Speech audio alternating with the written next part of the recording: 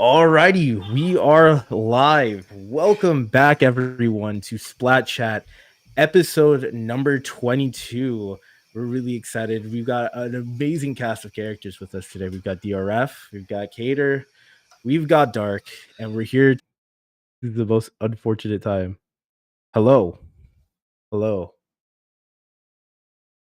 I'm hearing a lot of notifications from OBS. Not happy with me. Not happy in the slightest. Single broadcast I've been on Hello? has always had something go wrong. There we go. Yeah, if you're All right. wondering why we're a little late, my internet is Because of that. Okay, we're so apologies. Oh my it's because God. of that and nothing else. Exactly. My fault, chat. Anyway, Uh-huh. we are here. How are you guys doing? Once again. Doing all right. I just knocked over some things on my desk, so I am Oh, also no. in a little bit of peril here. So don't mind me as I try to move things around and retrieve my speakers that have fallen behind my desk. Behind? Oh no. Yeah, so it may or may not be lost to the void. So just pretend Oh I'm not my here. gosh. All right. Gotcha. We'll do. Oh. But So yeah. it's so nice to be on Splat Chat for the first time with two other people. That I'm so glad that I get the chance to be on mic with two people like I was for NA League. Yeah, it's like a TriCast. Oh. Yeah, Podcast, it's what's just like a that? TriCast. NA League was actually my first TriCast. Mhm. How was that? It was very interesting. Came out at 9, gave me the rundown on how to do it beforehand. I Mhm. asked some questions. I said, how do you figure out who you're handing to? And Yeah. then they coached me on it, and it went pretty well. Nice. Yeah, that's awesome. I'm glad to hear. Because it's great to see a lot of people from the community, and I'm glad I'm very honored to have somebody from the NA League broadcast here with us today. Okay, now Honestly. don't talk about me like that, man. I'm still the funny grassroots TO. Yeah, true. Just true. because I went to Nintendo for one thing and yapped a little bit doesn't make me Yeah. any different. Well, that's good to hear. You've got your ego hasn't flown up to the sky, so it's great to hear. Oh no! But now you have to adapt to a quadcast today because we've got 4 people. We got a lot of stuff to talk about, and kind of where we were. NA League that happened this past thing. We mentioned it briefly in our 0.5 episode, which happened this past Sunday. So I feel like I've been doing Splat Chat for forever now. But there's a lot of exciting stuff. But this week was the most interesting for some people because a lot of the heavy hitters were not present. I mean, we saw no FT win. We didn't see 5, we didn't see Milky Way. So what are you guys thinking? I mean, how was this event given that we didn't see a lot of the big normal top 3 podium finishers? I think it was a prime opportunity to really see some of these other teams that were just on the cusp of being able to fight for those top podium placements without having those consistent top podium placement teams up there.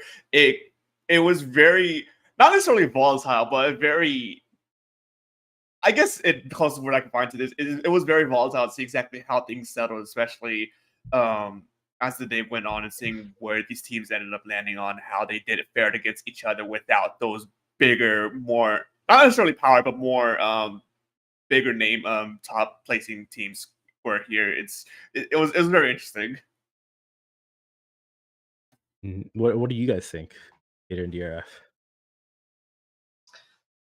I have about the same opinion on it. Like these top, especially with I think this bet coming out, their first showing in an event in one of the NA League events as well. It was really kind of a flip the script moment where a lot of these teams that we have seen not able to make the podium or get pretty close, like Fofofo placing 4th 2 events in a row, I believe, and now finally able to get that first place spot. Perhaps because, like you said, those top 3 weren't there. It's always really interesting to see how they interact, but the absence of those teams also meant that we had a slightly different top 8 than before, Yeah, I concurred with that. It definitely it really opened up the gates this past week in a almost unexpected way. We were not expecting that these teams were not going to come through. And I think that now really ups the stakes for the next 5 weeks, because we saw all of the heavy hitters, our expected top 3. They didn't come through, but they still have to, because now there's 5 weeks left to make sure that they secure a spot in the top 8. 5 and Milky Way, they're still sitting at number 4 and number 5 on the leaderboard respectively. FT Win is outside of the top 8 right now because they've basically been one and done so far. So I mentioned this during the preseason of how are teams gonna figure out which ones they want to jump into and which ones they're going to pass on. I really expected them to front load, but it seems like that a lot of these teams, they did one of the first 3 weeks, and now they're going to really backload it. So maybe there's some plans here to try to get some continuity with the end of the season going right into playoffs. I mean, maybe that's the plan. Maybe it's just availability. I don't know, but I think it's definitely been a shocker to a lot of us. Yeah, and honestly, I think that like this backloading situation is kind of more fun for the fans, because now if from here on out, if they bomb a single one or even just not even make top 4, I would say for some of the really top level teams, they could be a little scared, or at least like especially for some of the teams that have been making top 8s consistently, but like they haven't been going deep into the bracket. It's gonna make like an interesting viewer experience as we get to like event number 9, event number 8, event 10. Even event 10 is gonna be crazy, because that's gonna be your last hurrah. You be there, be square. If you're not already in the top 8 or you're not safe, you're gonna feel like you have to play, or else you're gonna lose your spot. So I think it's gonna create like these interesting opportunities where it's like, yeah, if they don't play more events, or at least if they don't do well on these events, they don't have more events to kind of fall back on. They're not going to be able to fall back on it. They're not, if they flub an event, maybe don't make a top 8, they don't have too many opportunities to bounce back. Yeah. No, it's one of the things I've always loved about a circuit series in general, is just being able to see exactly how as time goes on, how these teams really do from on a week to week or on an event to event basis. Because sometimes people are busy and they won't be able to make an event, right? It just happens, and it's just the inevitability of it, right? So then that team has to figure out like where can they try and make up those points and make up for those matches and wake up for those victories to try and make sure that they can actually move on later on. It's part of the reason why I've always been like, whenever I hear anything about like a circuit in general, I just like, I'm always like, yeah, that's something I really want to pay attention to, because you get a lot of these interesting moments, because like this past week, you see 3 heavy hitters weren't here for this week, so it was like a really interesting week to watch. And who knows, maybe in the next few weeks, once people like once teams start figuring out like, okay, I think we could probably give a like event or 2 without having too much worry about like trying to make sure we have enough points to qualify, right? Maybe they start backing off to again on purpose, and we see another take on what we just saw this past weekend of big heavy hitters aren't gone, gives enough space for some of these teams that are just barely scraping by an opportunity to try and shoot through the ranks. Yeah, I think there's an opportunity for that, and like Keter said, there's new teams popping up. I think there's like a lot of new teams that are coming up, and I mean, Bet is no new team to the community. We were expecting to see them eventually, but we are seeing like a variation of the team that we haven't seen too much. It's not your typical. We are seeing SEMA, but we're not seeing Delta, Clef, or Lucina, which. I mean, unless they were just going by a different name, but we saw like a new roster with like Zero, Dante, and Simo and Mecca, right? Mecca. So and this is a late start, because like you only have one event to slack off on, like or even just miss outright, because of scheduling stuff. So but they took advantage of everyone's break week. I feel like it was a collective break week for the top 3. Everyone was just like, hey, you won one, I won one, I got second in 2 of them. So let's all decide to take a break this week and let some new talent show. And Bet definitely came out swinging. I think they did really well, especially for second place finish. I think, you know, the way Oh they yeah. played was very interesting. But how do you feel about like these teams kind of coming in later, because roster lock is going to start happening soon? I think it already did happen. I think Oh, that it was did. last week. Oh, Yeah, it was last week. week. Yeah, it was week 4 overall. So regular season week 2. Oh, okay. So now rosters are locked, and they're Oh, I think I might know. I might know. Oh no. Oh, we are so hey! My bad. internet Nope. died once again. I'm sorry. The 1 week where I have to sit and be here. Yeah, everything falls apart. I'm sorry. But what were you saying, DRF? I'm sorry before you were rudely interrupted by my internet. Oh, I think we were just saying that the rosters are locked. It was week 4 overall, so it was true to regular season. So even this past week, teams couldn't make roster adjustments. So all rosters are set unless anybody wants to start from scratch. Yeah. Yeah, and yeah, I don't know. I mean, we haven't seen any subs, right, guys? Like, have y'all made any observations about subs or anything? I know TZS runs a really big roster, right? Well, yes, but Don't we're only say. allowed 5. So Okay. we have a strong 5 that we have to run. Mhm. You know, no Brian, no Mewtwo. Both of them are busy with school and job, internships, whatever. So so we are a tight 5. Okay. Yeah, that's good to hear. And there are some teams where I see and it's like, oh, okay. So we're seeing some more roster lock situations, because one team that's been subbing out a lot, and I think we've seen 2 different subs over the course of the 5 weeks so far, is Hypernova. Yeah. They were another team that made top 3. We saw half sub in for Fishy this week, but I believe like a few weeks ago or something like that, you know, we saw a different sub come in. I forgot who it was. Does anyone remember what that was? Who that was? I swear Oh, I could not remember off the top of my head, but unless it's half again.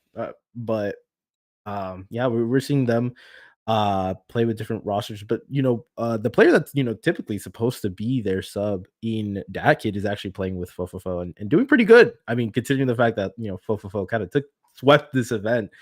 um and Yeah. like you said, Cater, it's been a 4th place team. They finally got their opportunity.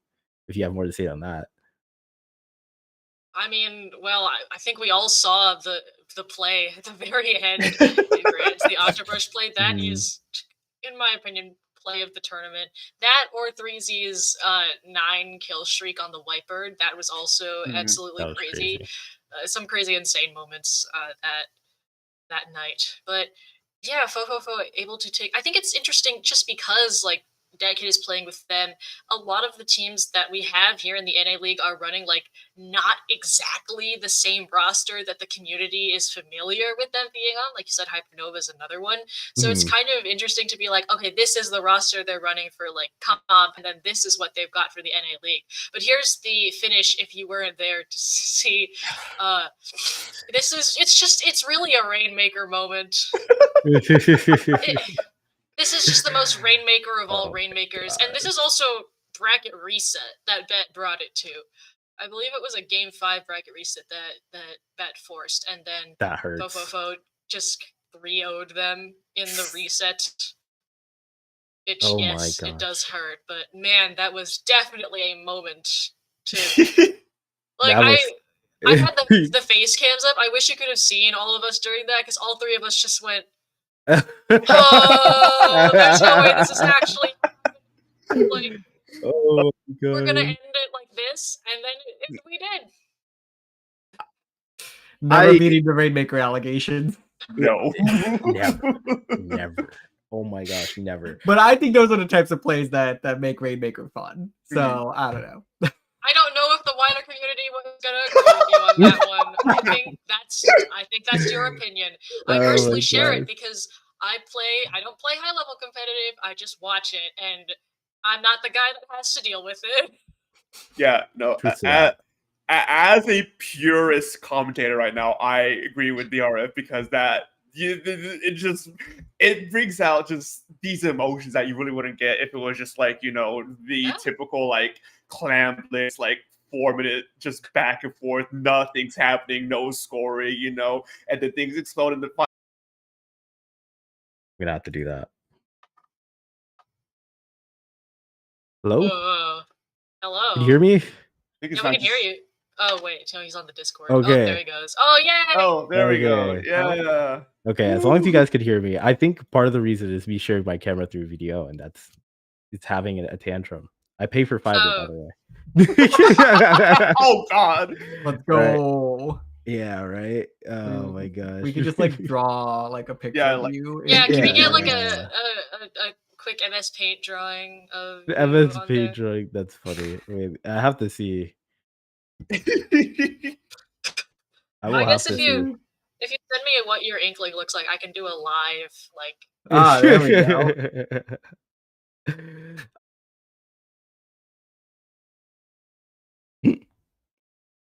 Hold up.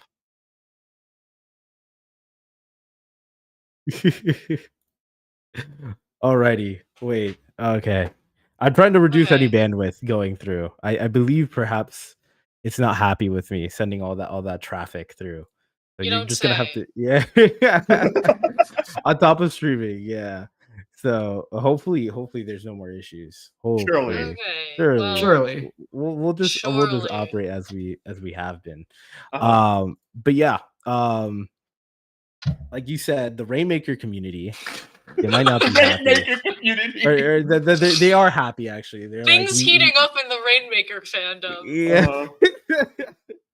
The Rainmaker fandom are having the time of their lives right now because they just had literally the clip of the event.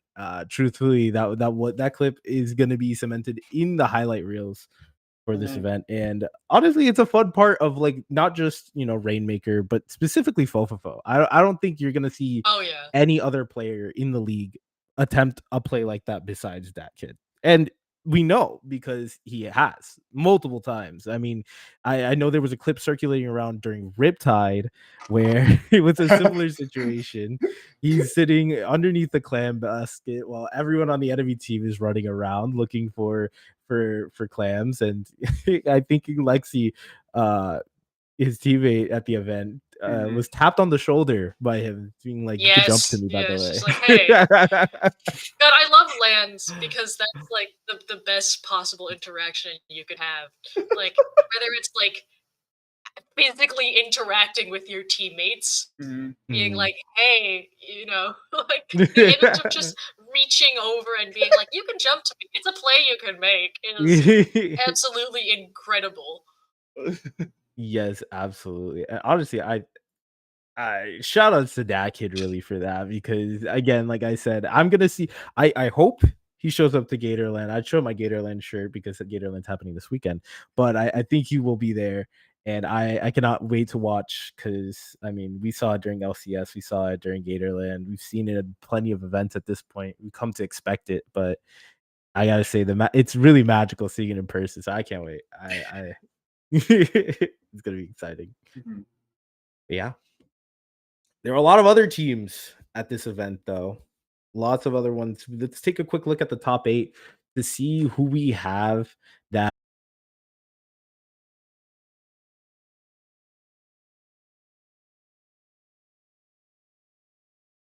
Oh God. Wait, hello? Oh, we're I loading realized in. I was also on the site. That could be Uh-huh. another aspect of it.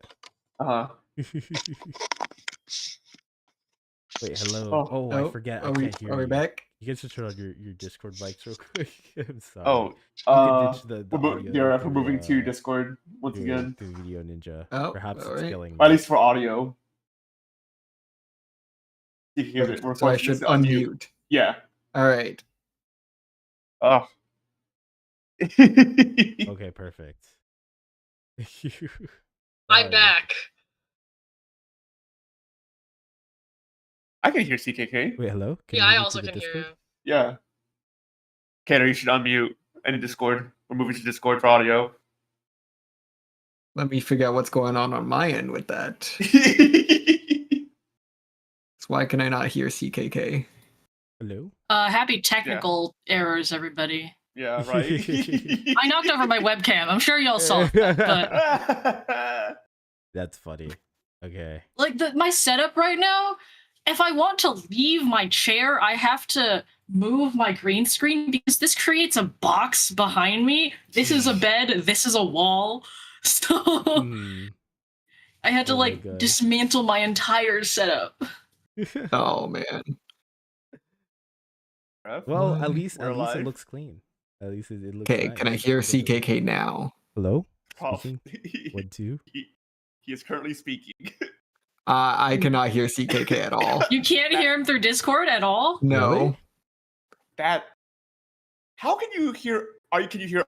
Because I think I'm hearing you guys right now through Video Ninja. Okay, Oh, okay. go check your Discord audio Check your because he's Discord, talking man. through Discord, and I have Yeah. y'all muted on video as well. Okay, I could hear Dark. Yeah. Hello? Oh, Speaking?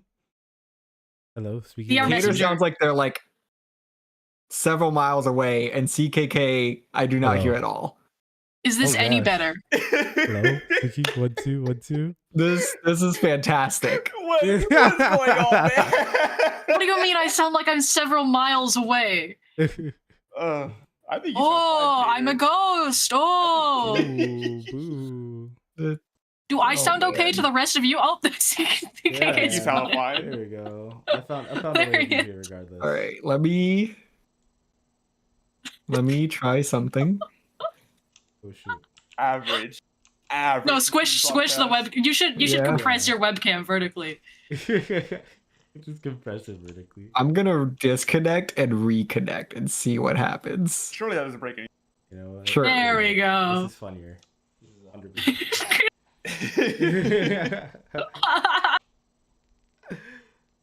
Hey, there he Yeah. is. Hello? We're live. Hi. What is It's even going DRF. on? Okay, so Oh, no. can you hear the two of us through Discord? I only hear you, Dark. Like I said, Chaedr sounds like they are like at least 20 miles away.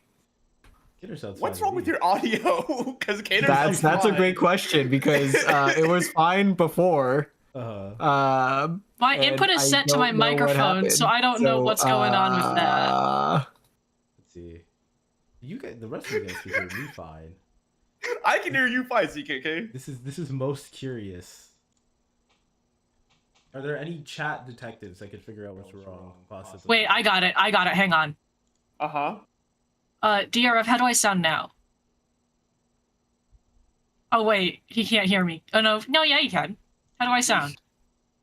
I mean, you sound the same. I don't know why. I generally don't know why DRF says you sound like. Well, it's far because away. in video, my webcam, my audio was set to my webcam speakers for some reason. That makes a lot more sense. Because yeah.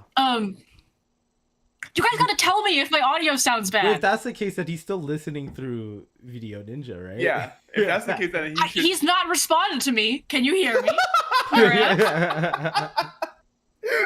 You're okay. I think you're still listening through Video Ninja. I can't hear you now. I can see you speaking. Oh no, we can't hear him either. Oh god. Wait, hang on. Let me unmute him in Video Ninja. I was gonna tell him to try talking again, but apparently he can't hear me. How have we gotten to this point? Can he hear you? You're the point of contact. Be the messenger. Who, me? Do you know sign language by chance? I don't know. Sign language. I can finger spell DRF.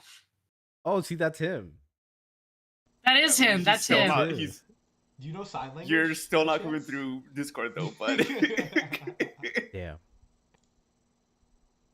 Wait. I might have figured something out. Wait, give me 1 second. Just kick him. Guys, it's so nice to be on a live stream with 2 other people. We're bringing it back around. Bringing it back around. I didn't know this was a comedy special. Wow, that was good. Well, you know what they say, comedy comes in threes, and that's the number of people here today. Oh my god. I figured Oh, out no, how to- Vapor's in call. Okay, great, Hi, awesome. Vapor. How are you, Oh, Vapor? Vapor. He's not in Oh, this Vapor's one, in he's in live. Oh, Yeah. okay. That's funny. How are you, Vapor? You should bring him in, that'd be funny. I forgot we should have gone to the live Discord. That's funny. Yeah, why are we in the waiting? Yeah. I just follow CKK here. I don't. That is a good point. I didn't think that far ahead, truthfully. Oh, he's offering us services to test DRF Discord. Well, he's not even in the voice call anymore. DRF isn't in a voice call. Oh, that would make a lot more sense. Okay. There he is again. You're here. Okay. But oh no. Can you hear me? At least. I don't think you can hear any of us. DRF, blink twice if you need help. What if he has us all individually muted? Is that like a thing? You can individually mute people in video. You can also individually mute people in Discord. Tech support here for us. There's no tech support to be offered when we can't communicate with the guy who needs it. Like, the first step here would be for DRF to start messaging us through Discord or something like that. He's restarting right? his PC. Oh, he's restarting his entire PC. Okay. Can you put, like, Vapor under DRF so it looks like he's DRF? Oh my god, I'm so sorry. For context, chat, we decided to experiment. What if we routed the audio through Video Ninja for today? Oh, it was an experiment? This was an experiment. It was an experiment, and you didn't try it beforehand? You didn't try this audio setup beforehand at all? Before your stream? Okay, to be fair, it was working. It's just my internet doesn't like me. You didn't try it at all beforehand? You didn't stress test at all? If this were a LAN, I would be grabbing you by the shoulder. Okay, but this isn't a LAN, and I'm also short. So I'm going to have to settle for doing this. Oh, I feel it. Okay. Welcome to a live broadcast where all the issues go wrong. To be fair, it was working. It's just my internet didn't like it. So. That means it's not working. I don't know how to stress this to you enough. If you say it was working, but you nullify the working part. Well, I couldn't know if it was working until we went live. You could have tested it. You're right. Yeah, but he wouldn't have that extra bandwidth on his internet if he was testing. That's true. I think this makes this episode extra special, in my opinion. This is one of a kind. In the thumbnail, could you like put like the most scuffed stream yet? I'll just redraw everyone in paint. Yeah. I think that's a banger bit there. I think that is. I have the power to do that. My iPad's right there. It's not MS Paint, but it's close. It's close enough. It's close enough. I mean, MS Paint is like a feeling. It's not a fact. Like, let's see. Earlier today, I did a meme redraw.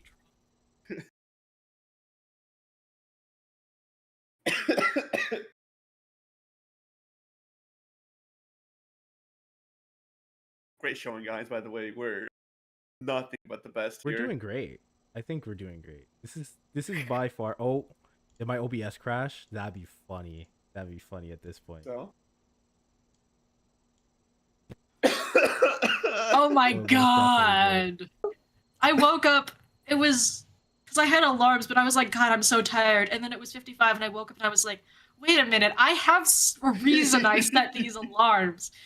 And then I went and I was like, hey, there's not face cams, are there? Because that would really suck if there is. And the TK is like, yeah, there are face cams. And I'm like, oh my god. Oh my god, what did I do? Why am I so big? Oh, what do you mean, why are you so big? Show us. Yeah, I forgot I stopped streaming. Oops. Oh god. Crazy. Wait. Crazy. Wait, hold up. This could work? Okay, we're fine. We're fine. Stream saw that, but it's Vapor. fine. Oh, I see it. I see it. Vapor, you know, for being the CCA episode, this honestly tracks. Yeah. You don't know what happened on week 1 for the circuit, do you? Didn't Sendu fucking explode? Oh, Sorry, are we on stream? Are we on stream? Sorry. I'm sorry for swear. This is. I'm sorry for swearing. This is a pro podcast. So, Didn't Sender like explode and then you guys had to recreate everything and there were like 500 CCAs on the tournament page? Yeah, so like for how Sender was set up, no one has ever tried to do multiple brackets of the same tournament That's what it was. That's what and then it exploded. So with how Sender was set up, everyone in the lower brackets had to wait for the first bracket to finish before they can do their match. And that delayed the entire event by a whole hour. Oh no, my event's delayed by an hour. Oh no. Only 1 hour? Only an hour. You should be thankful. Yeah, you should it could be be worse. You should be counting your blessings. I count them every day. Round 1 officially didn't start until an hour 15 after. Oh no, an hour 15 behind schedule. Oh no, that's only one entire commentary block. Yeah. What? No, it's not. It's an hour 30 for CCA blocks usually. No, my NA League block was 5 hours. Get on my level. Hey, I did a solo cast block for 8 hours. What do you want from me? That's fun. All right. Though. Okay. Yeah. Okay. You got me there. I think I had one day where I had 3 blocks in one. That was. Dang. I've done that. You see on the bright side though. That I occasionally use for lands. Oh my god! That's funny. You came back. What a concept! Fear is a strong word for what's going on right now. Oh my gosh! This is great. Right. This is 10 out of 10 content for me. Yeah. Well, we'll go with lost that. The plot, guys. We'll go. Well, I guess you did say you wanted clips. You did say you wanted clips. Here are your clips. All right. Well, so where were we? Sounds very funny. Nintendo League. Yeah. I was around there. Yeah, we were. We saw. All right. Actually, I wanted to say something about Bet. One thing I liked about Bet, or I guess like it's neutral. It's just an observation, but something that I think is very funny is they operate under a very Zero go Splat mentality. Like Zero just goes in, he goes go kill. Like we have to talk about it. Whatever, go my Zero, and it's like the syrup. You know what I mean? Oh my gosh. But yeah, no, I really like the way they played it. I thought it was interesting. There were like definitely some moments where they set up Zero with a lot of really good like play with like the strikes or with tent or something. But honestly, like Zero was carried away a lot of the time. Where just the team's on the other side of the map and Zero's just like, you know what, I'm going hunting. I'm gonna go and I'm gonna throw myself into this 3v1. I'll get 2 and then I'll die and it's fine. I thought it made for very, very entertaining content because I was honestly surprised. I thought like more members of Bet would be a little bit more aggressive going into it, but we saw that over time with Dante on the bucket kind of feel themselves a little bit more going into the tournament, like deeper into the tournament. And Dante, once they're actually in there to like throw some sloshes, actually insane player. Like he actually like survived, hit some shots that some would say are even illegal. I thought it was really good. But what did you guys take away from a lot of the Bet matches? I think Bet was like probably the team that played the most. I would argue, like the most sets on stream. I think it was really interesting because I think it was like similar to what you said. Just now, as they went on deeper into the bracket more and more, you could tell that they were like really getting and having really take it off. It showed for the work. Like they almost made it all the way through at the very end. Unfortunately, after the bracket reset, unfortunately. 0-3, which isn't really how you kind of want to end after a streak like that, right? But fact that they made it that far is very very awesome. It is very awesome indeed, to be honest. Also, I just realized for the other sources, my camera isn't there, but that is fine by me. But no, yeah, I thought it was really interesting because they this is their first like event out of the NA League. They haven't gone and up against a lot of the talent. So I am curious on like where they fare, but if Fofofo is like the resident fourth place team and the top three weren't here and Fofofo takes first, then I'm very curious to see like maybe Bet just becomes by de facto of this week just the fifth place team because there was just a lot of they played really well. I liked really watching them play, even if Zero definitely had to carry mechanically a lot. I think the other members, Mecha, Dante, I mentioned Simo, they're all disciplined players. I think they work really well. It's like having three anchors. It genuinely felt like watching three anchors and 1-0 just running in and, and just trying to take over the entire but like thing. Dante was also getting many great individual plays on that roster. Like I honestly at some point we were talking about Dante more than Zero with just the picks and maybe that spec cam bias. Though I will say Pico did an incredible job on camp for that event. Also have some of the best I've ever seen. But I do think that like you say carried mechanically, but all of the other players had some very good moments as well. Yes, yeah. I actually agree, yeah, because Dante, I know I mentioned it kind of heated up towards the end. I remember like seeing the first few sets. I don't know if it was just like the like you cool down after that hour break, but like I was watching, I was like Dante's playing really good team play, right? Because like I mentioned the strikes, going in with Zero. But I felt like after a while we really saw Dante shine because Dante was just like, screw it. I'm playing my own game. I'm playing the same way Zero is right now, just on the other side of the map. Yeah, it's always so interesting to see kind of the like the three of us are going to enable this one guy team play style because you also have to be able to flex back to work together as a team when that guy eventually goes and dies. Exactly. Like my team does the same thing. We've got a carbon, right? And so it's everybody enable the carbon, right? And then when the carbon dies, now what? Well, then we actually have to play together as a team. But it does make for some very good moments, and I think they did a great job because even when you are doing the enable the one guy, which sometimes can be your anchor, like guard the leader and get them set up sort of thing, can also be an enable that one guy, but you still have to do it in a way where the actions you're taking sets up and benefits that player that you're focusing on. Yeah, 100%. I agree actually because I think like that's what I meant. Like they're very disciplined. Like Zero would throw himself like literally to Narnia, like for some just like a singular pick. Whether it's like I know you guys mentioned it on the cast, but just like absolutely just stopping any pen or just any backline from feeling comfortable. But like when Zero did go down, the team definitely like knew how to keep their own way, especially Dante. Like there were so many times I saw somebody running at Dante and Dante's just like hits a flick of a lifetime, and it's just like whoa.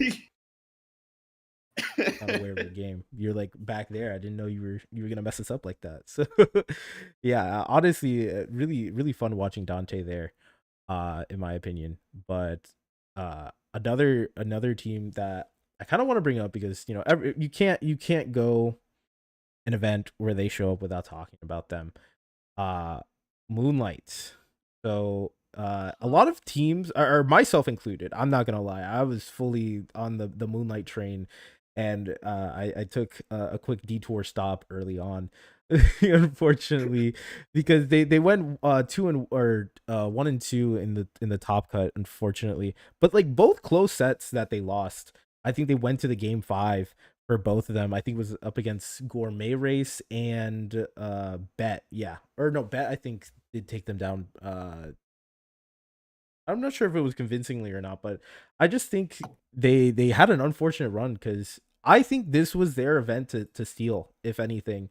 And it was so unfortunate that they got stopped short. Because if you look at the first league, I'm pretty sure they top 3'd and like they beat Fofofo twice in that bracket, like they were Fofofo's bracket team, and so I was going into this event thinking, okay, Moonlight makes finals, Fofofo shows up, and they just beat Fofofo, but they couldn't secure their spot in the finals, unfortunately. But what do you all think about their run? It wasn't really streamed all that much, to be honest, so we don't know the minutia of it. But I was a little sad because I really think if the top three were to disappear again, like the Avatar, like I think I think genuinely, like they could definitely win it. I think they can. It's just I was a little sad to see Disappear personally. again like the Avatar. Yeah, like the Avatar, you know, the last When the world Airbender. needed them most. Yeah, when they needed them most, the top three disappeared, and you know, the Fire Nation being like every team below the top three kind of came Every in. other team like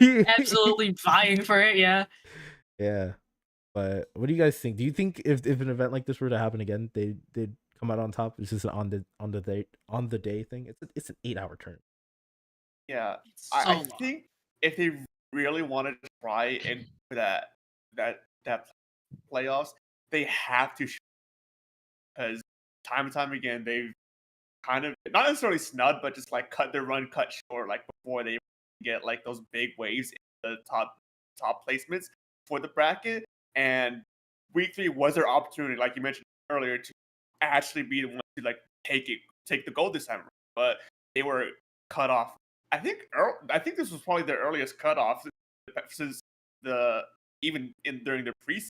So it was very disappointing to see it go down the way it did. And I think that if the Fire Nation or if the Avatar disappears once again, I think they really have to say lock in and get it. If they don't get it that second time, if it happens, it's probably not a gold. Yeah, yeah. And dear F Cater, do you have anything about that specifically, or? I guess I'll just share in your surprise that Moonlight's run was cut so short, because even in ladder, like we talked about it on the stream before we got into the bracket as well, but they did interact with other top 8 teams and win their sets in ladders. Especially, I think you were talking about they in the past and in ladder, I believe they beat, it was either Fofofo or Bet. Both. It was very surprising to see them not be able to get the top matches as well. Yeah, I mean, honestly, go for it, DRF. Yeah, no, sorry. Like, yeah, they beat both Fofofo and Bet, you know, in the 4th and 3rd match, respectively, in the ladder. So, you know, it's one of those things where I think that Moonlight was almost expected to, you know, at least place top 3, you know, maybe make a run at Grands or win the whole darn thing. But I think that it just goes to show how close this second tier of teams really are. You know, I think that I don't want to say that I think teams give Moonlight more credit than what they deserve, because they deserve a lot of credit.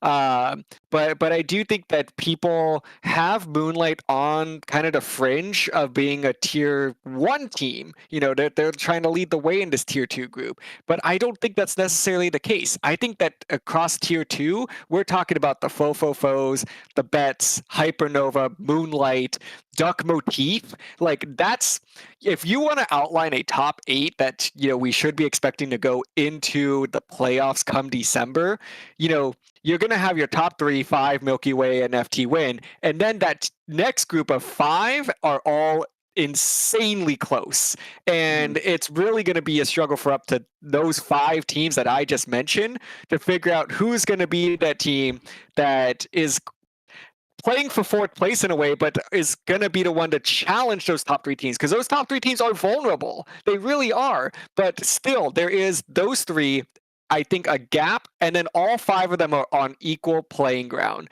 So Moonlight, if they want to be the leaders of those tier 2 teams, they need to step up and prove it. 100% agree. Like, yeah, I'm still salty because, listen, there's no betting on Splatoon. I don't think there should be, but like I genuinely would have put money on it and I would have lost money on that. And honestly, I'm hoping to see them bounce back. Really, like, it's like There's what you not said. currently betting on Splatoon, but with your help, we can change that.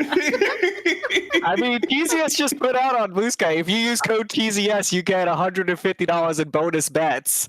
So That's what I'm talking about. That's what I'm talking about. That's the stakes I need. As the gambler at home, You put in code TZS and your bank account starts instantly draining. Oh my gosh. No, no, literally though. Oh my gosh. I think they really need to step up. Oh my gosh. And try to, like you said, like, it's gonna be harder. I think, Popgun put it best during the podcast, it's like, this was your chance to do it. It's only harder from here. And I'm gonna chop it up genuinely to just, it was a long run. I mean, it's an endurance run no matter what. This is, like, I know people say lands go for a while, but it's only the locals that go that long. Like, even at lands, you get your block and you're out for the day, or sometimes you skip out Saturday. So it's hard. It's hard, and to keep form like that. Like I said, I saw the ladder results. I saw the other stuff. I was like, this is where my money's at. I was telling people, like, my social credit was I was gambled, if anything. They've been playing every week though, right? I think they skipped 2. Moonlight? Moonlight. Event 4. They skipped one of them, I think, but I can verify that real quick. Okay. Yeah. Yeah, definitely. Our fact checkers on the source. Yeah, they did skip last week. Okay. So in that case, they took their break. Unfortunate, because I think this next week is gonna have a lot of people. I think it's gonna have our heavy hitters come back. They have to come back, like you guys said. Especially after what happened this week. Like, these teams have shown fully what they're capable of. And like you said, those top 3 teams are vulnerable. Just because they are, like you said, the heavy hitters doesn't mean that they're a completely immovable object. And we might be seeing, especially in the case, great, awesome. Especially in the case of Fofo and Bet, some unstoppable forces coming their way. We're back. Oh, we're back, but none of us are back. Yeah? In theory, we are back. In theory. We're blue. Oh, there we are. Hold up. Let me see something. I have a hypothesis. A hypothesis for the stream, or a hypothesis about the NA League? Oh, no. About the stream, but you go for it. What were your any thoughts on any of the teams? Because there were a lot of new teams that came up this week. I think well, there's here I'll give you one. Another team that I don't think has played so far in the NA League, which I genuinely have no idea how the proper pronunciation of this one is, but the Yaldl Toddle whatever, this is One Shot, Lex, Callie, and Chiva that are queued up for this week's qualifier. I don't think they have played so far. So that is going to be another team to watch out for. Like, if One Shot is the type of player that strikes fear into my heart. Like, I see them and I know that I am in for a bad time. So that's going to be another team that can now suddenly come out of nowhere and really disrupt the top 8. So that's going to be the team that I'm going to watch most for. We do have Bet that's already queued up as well. Free Flow that's been on a tear leading up to the NA League. So far those are the main players to watch out for. But of course, we only have 33 signed up. We know that everyone waits until literally the last minute, like it's an assignment due at 11:59 to register. So for a lot of these teams, it is. You got to fill out the stuff and get your captain to sign up and blah blah paperwork, and so you wait until the very last second to do it. That's true. Yeah. Honestly, I'm curious. There are a lot of teams that we still need to see. I mean, we saw healthy diet food groups last week, but I'm hoping to see more of them. Free flow, like you said, I definitely want to see them. Yalto, I want to see them too. I absolutely do, because it's the only I mean, it's the only like fully Mexican team I think we have, especially for an NA league.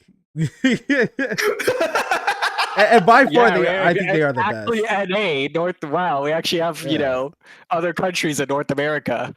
You don't say. We've seen a few Canadians. It's just the U.S. What is a kilometer? I love freedom. What is it called? Something like that, right? Yeah, right. Only the U.S. North American scene exists. There's nothing outside of it. But no, actually, though, it is very cool that we are getting. Now, can we confirm? Because is it just Mexico, U.S., and Canada that is eligible? Because I know that's always been like a debate in the past. That what Nintendo generally that's how constitutes. Nintendo has defined it. Yes. Okay, that is how. Okay, I'm pretty sure. I believe so. I'm not 100% on that. Refuses to acknowledge anybody in Central America. So rest in peace. What's Central America? Yeah, it's the Caribbean is just really big. Honestly, that would be nice. I'd like to see some Caribbean players come out, to be honest. And also, I actually saw here, I don't know if it's misreported, but Yalto have been playing. They've just been in the top 32, so they haven't gotten close to the top 8. But I'm hoping they have a breakout week, truthfully, because I really do want to see them. They're due, because that's a team that can make some noise for sure. 100%. Now, so they've been here. They just got to get the spotlight on them. Is what you're saying. Really, I really do think that it is, but this ladder has got to be brutal. I really do think so, because like there's so many good teams that are seeing like they're having weeks where it's just like top 32 and they're still there. It's brutal. It's brutal. There's a lot more teams than there usually are vying for it. A lot more Div 1, Div 2 teams that I've seen. So the competition isn't as easy. You're not just beating up a bunch of Div 3 players. Yeah. It's so long. The prospect of going through a ladder and then a top cut where the counter pick time is doubled for every match. Like I don't know if y'all know, but like I'm sure if you've been following the NA League, you do. But one team picks the map and one team picks the mode. It's either highest seed, lower seed, or no, higher seed picks mode, lower seed picks map, or winner picks mode, loser picks map. And so your counter pick time is effectively double. Oh, my webcam moved yet. Your counter pick time is. Oh no. Effectively double. Yeah. You really got to speed run. Yeah, so it's not that bad. A lot of these teams, as the events have progressed, generally know what they want to be counterpicking, especially this late in the tournament. So it's definitely not as bad as it was before, but it is part of the reason why we're there for 4 hours. That is true. Wait, give me 1 second. Oh, there it goes. And it's like I've talked about it before on like pretty much every stream I'm on, but mindset and like stamina is such a hard thing to build up, even in this community where like if you're consistently making podiums, those tournaments are like 4 or 5, maybe 6 hours. It's still very difficult to consistently have that. Sorry about that. Printer issue. But yeah, printer issue. Yeah, printer issue. What are we printing? It's not stream this time. It's a printer. I'm in an office, so. But yeah, fair enough. Honestly, NA League has been a treat. I'm excited to see more from it. There's way more teams we want to see, and we're only halfway through. 5 more weeks, and hopefully we're looking forward to more. But another event that's halfway done, and you could even say they're in their midterms. We've got CCA circuit, another circuit that happened to run at the same time. It's funny because when it comes to the CCA, if there's a league, there's another league running alongside of Ludi, and then if they're like, oh, fine, we'll do a qualifier, we'll do a circuit, another circuit runs on top of it. So DRF, why is that? Why do you guys just have foresight? Can you predict the next Ludi for us? Yeah, next Ludi will start in February. Please clip this. Please clip this. It's I You heard it, yeah. guys. We can start betting real market. money on this claim right now. If you put in code, if you use code BEEP, we'll give you. $50 in your initial Yeah, bet. Ludi will happen in February. Ludi will happen in February. You can book it, I'll call it a done deal, because that's when the next CCA league's gonna run.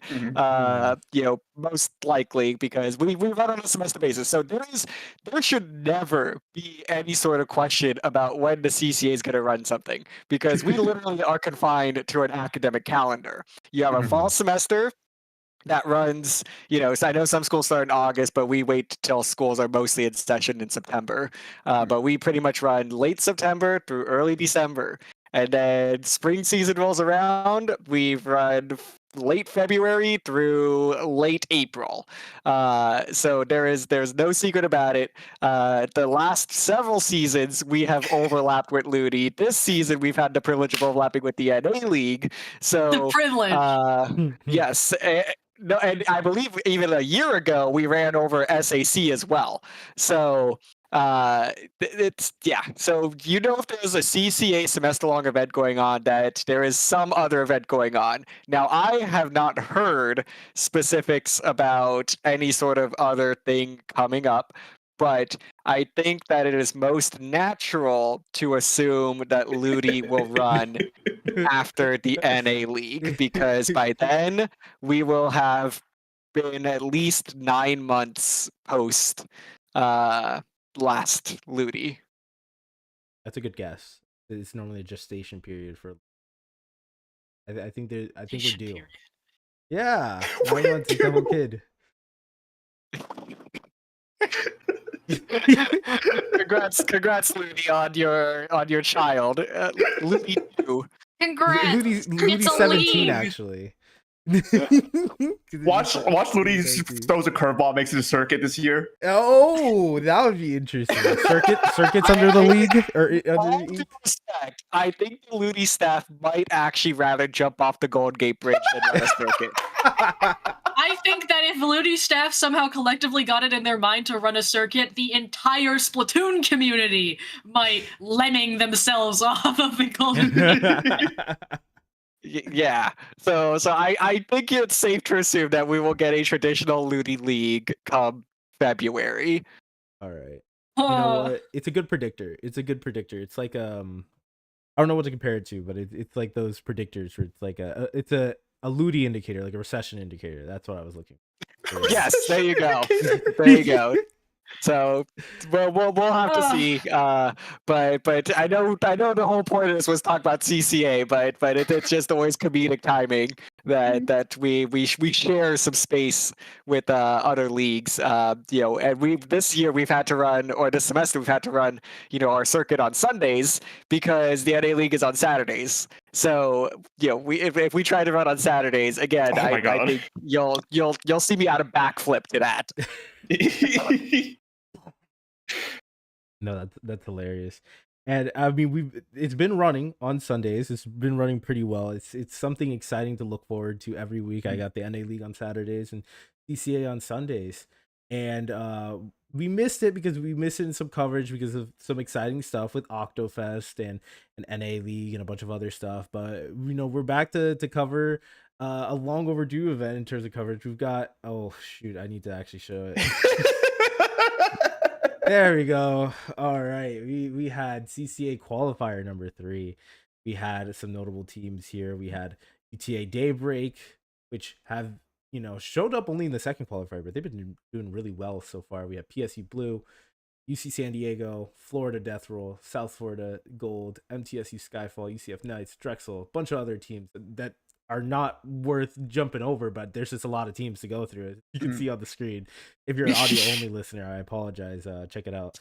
There's a lot of teams. There's a lot of teams here, and there was a lot of Splatoon being played over the weekend. But ultimately, when it comes to the top cut bracket, we had these teams show up, and it ended with UT Dallas taking the, some would say, an upset, but this is a really close game 5. in the qualifier number 3, and honestly gave them the points probably more than necessary to qualify, as this is the last qualifier of Split 1.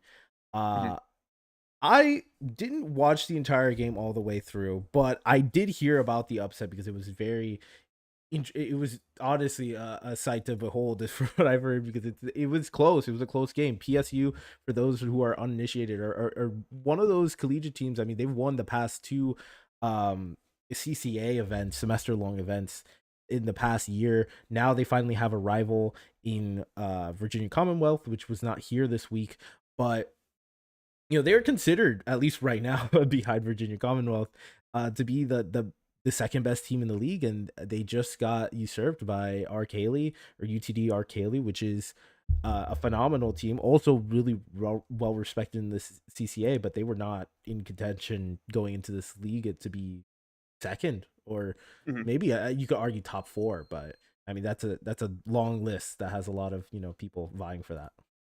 Yeah, no. As someone who's watched a lot of Division 1 through the commentary on the commentator side, it's so interesting to see exactly how everything has built up to this point. You mentioned PSU Blue, their long history of just being top cut demons up until this point, and Arcali, nothing.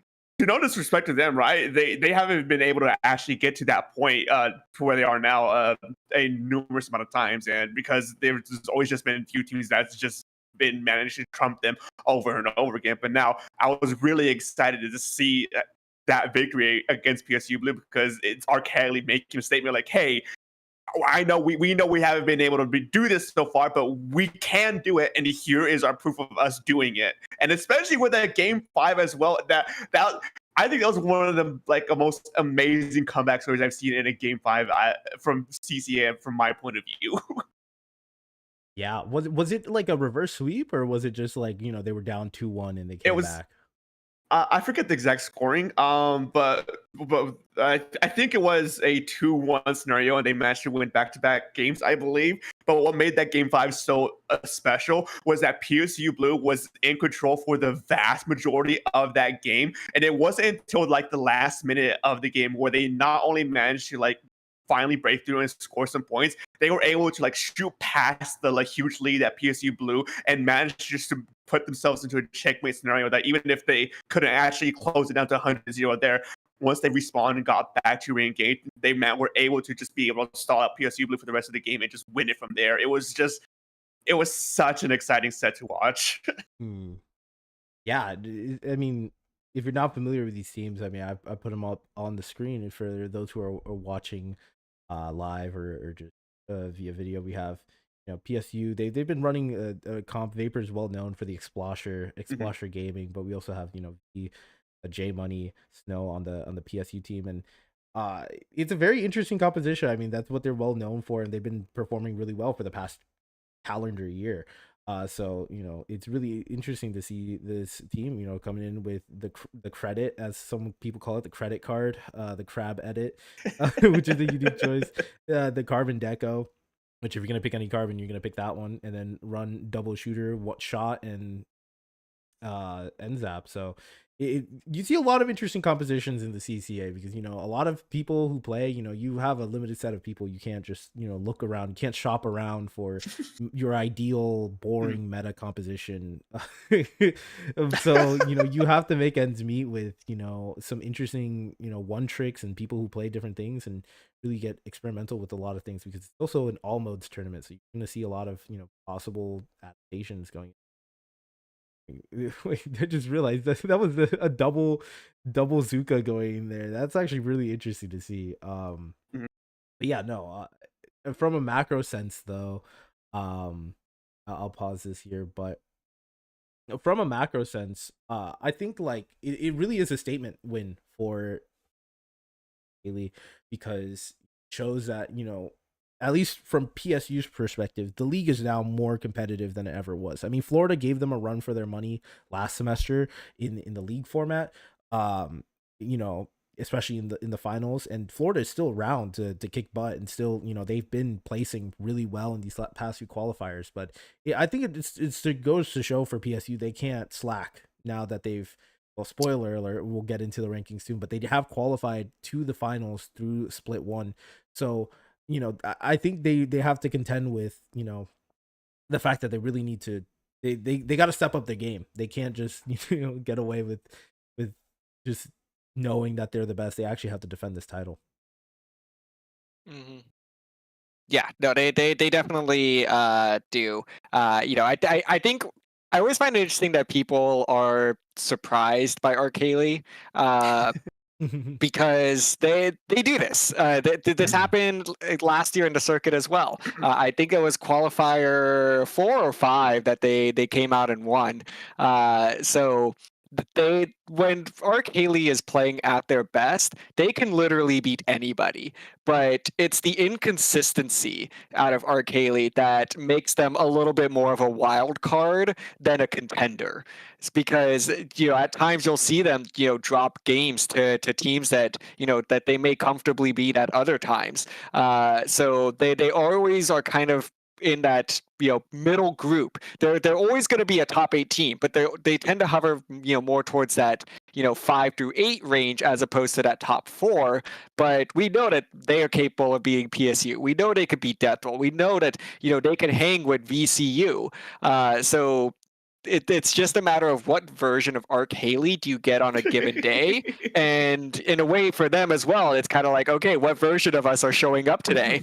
And I don't know if they need to figure out what they're eating for breakfast on the good days, or there's some level of consistency that I think Arcaley is still looking for, because they know they can be the best. Yeah. Look, man, sometimes you just gotta roll the d20 and abide by the result. That's all I'm saying. Like, that is exactly. You gotta make a skill check, and if you roll low on the skill check, not much you can do.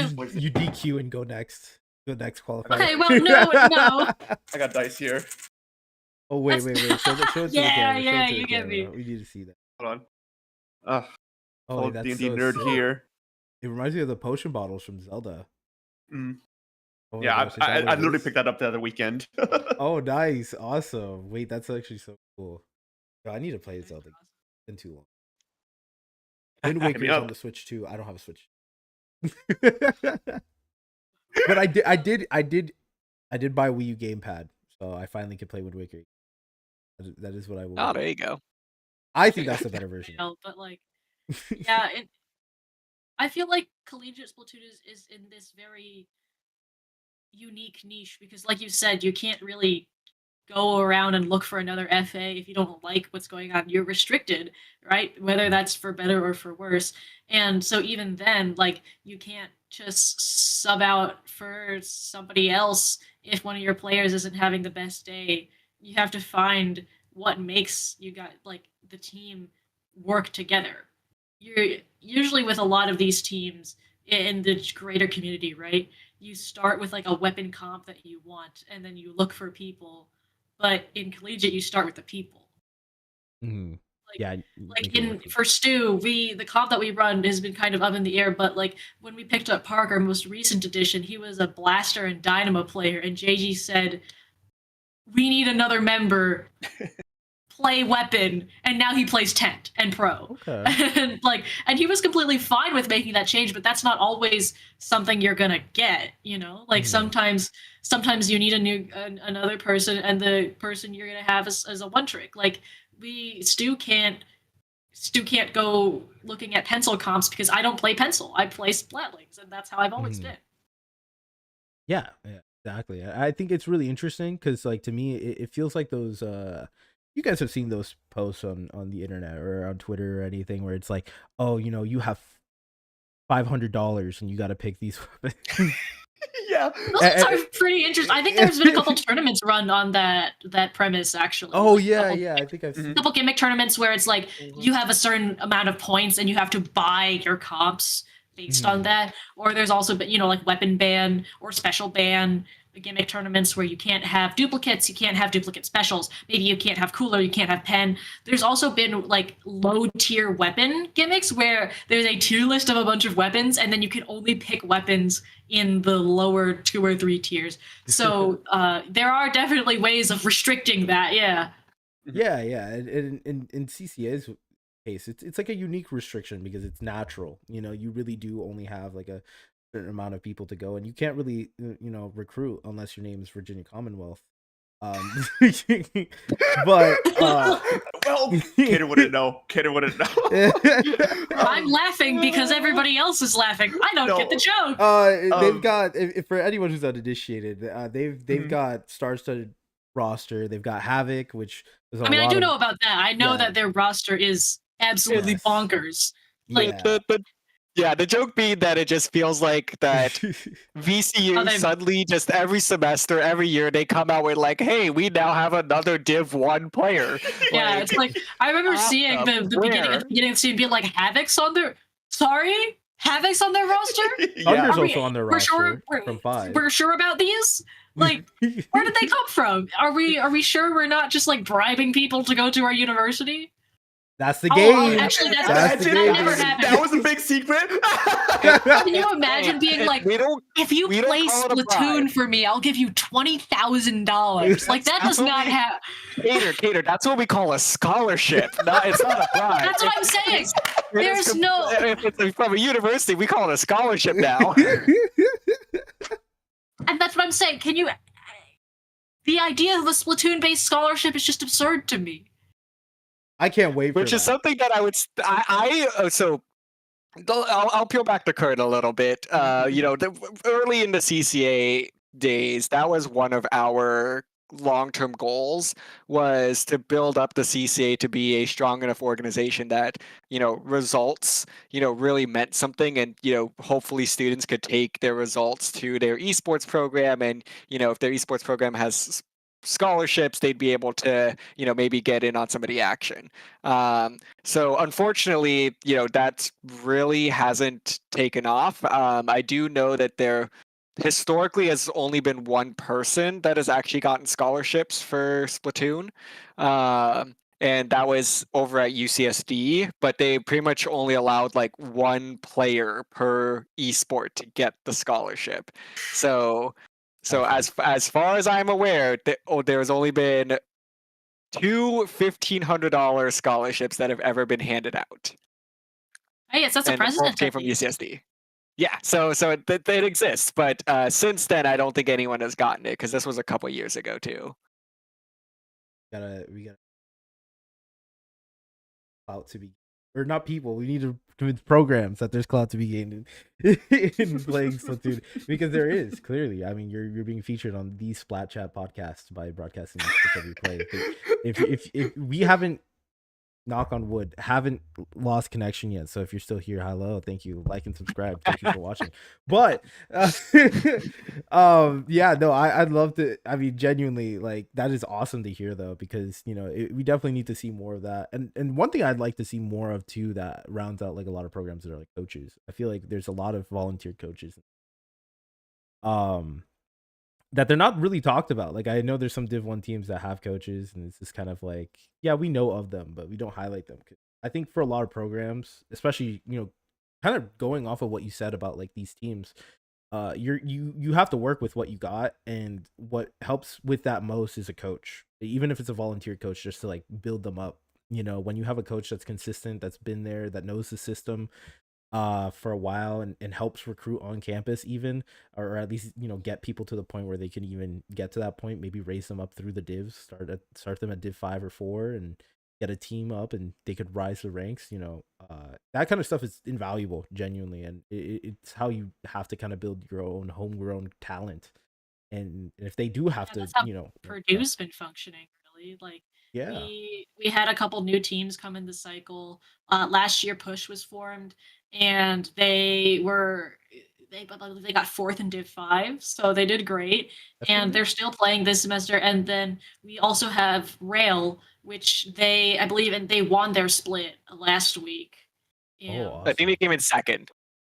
Oh, yeah, that's right. You are right. They came in second, but yeah, explosive start to school year for them, right? Yes, it was. It was their first tournament as a team, and they came in second.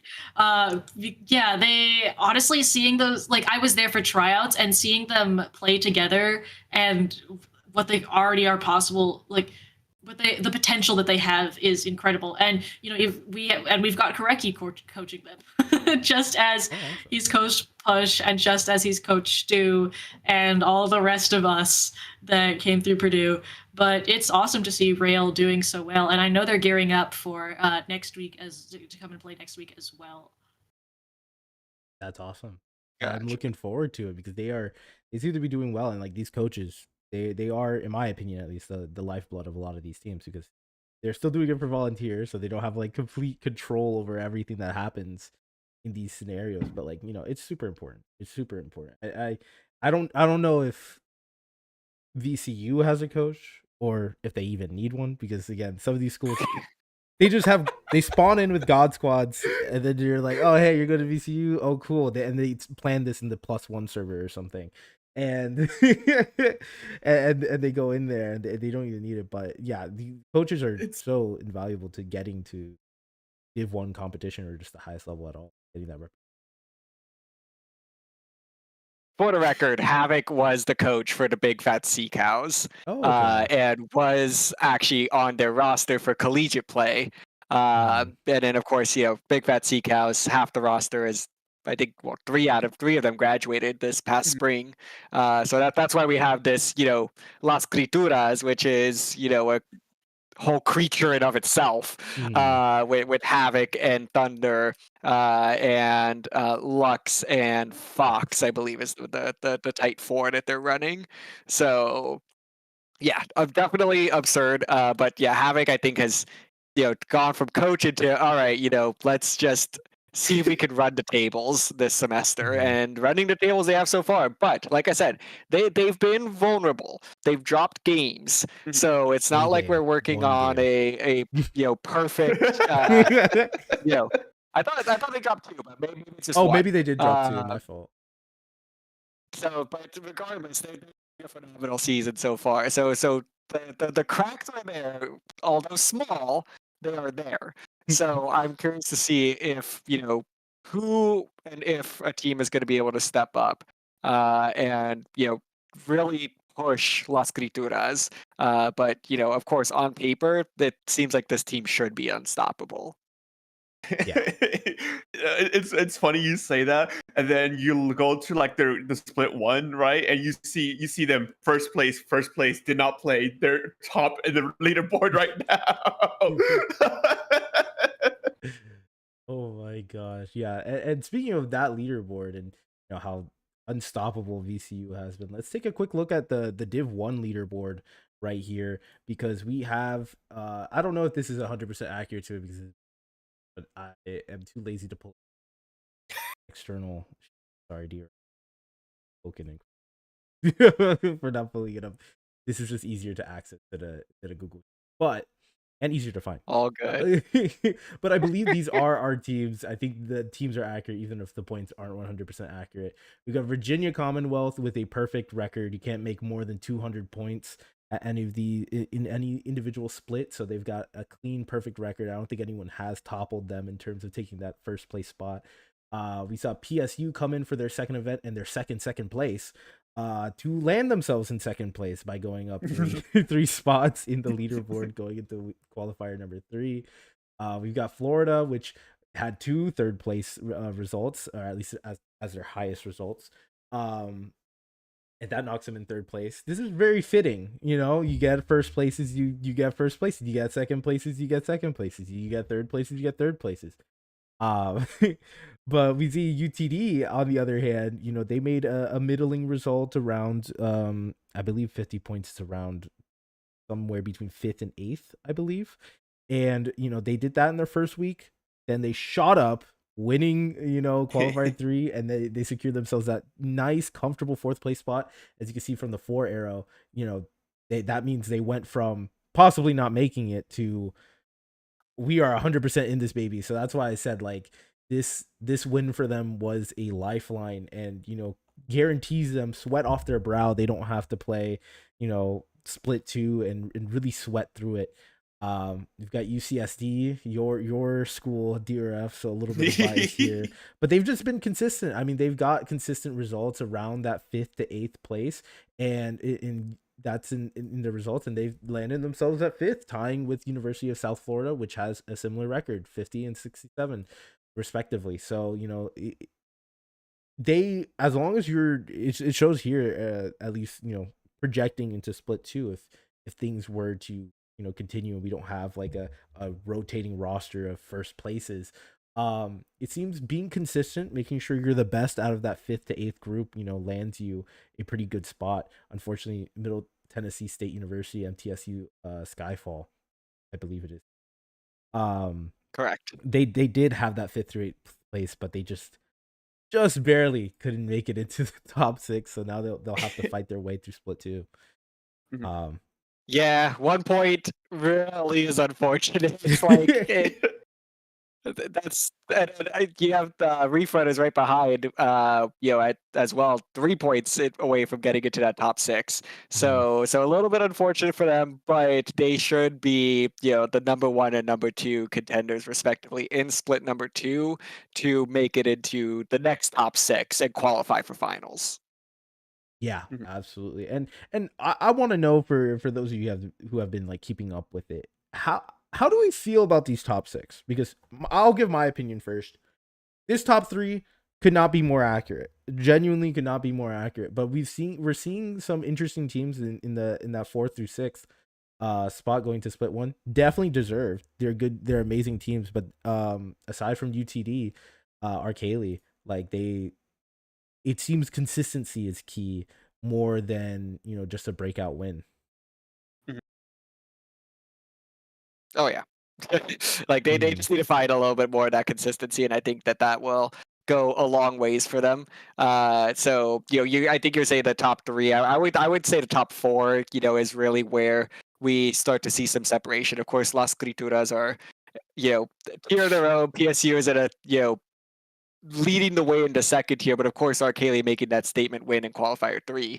And then Death Roll. I think Death Roll's just kind of gotten some unlucky hands. They played Las Crituras twice in semifinals in what felt like should have been a finals matchup.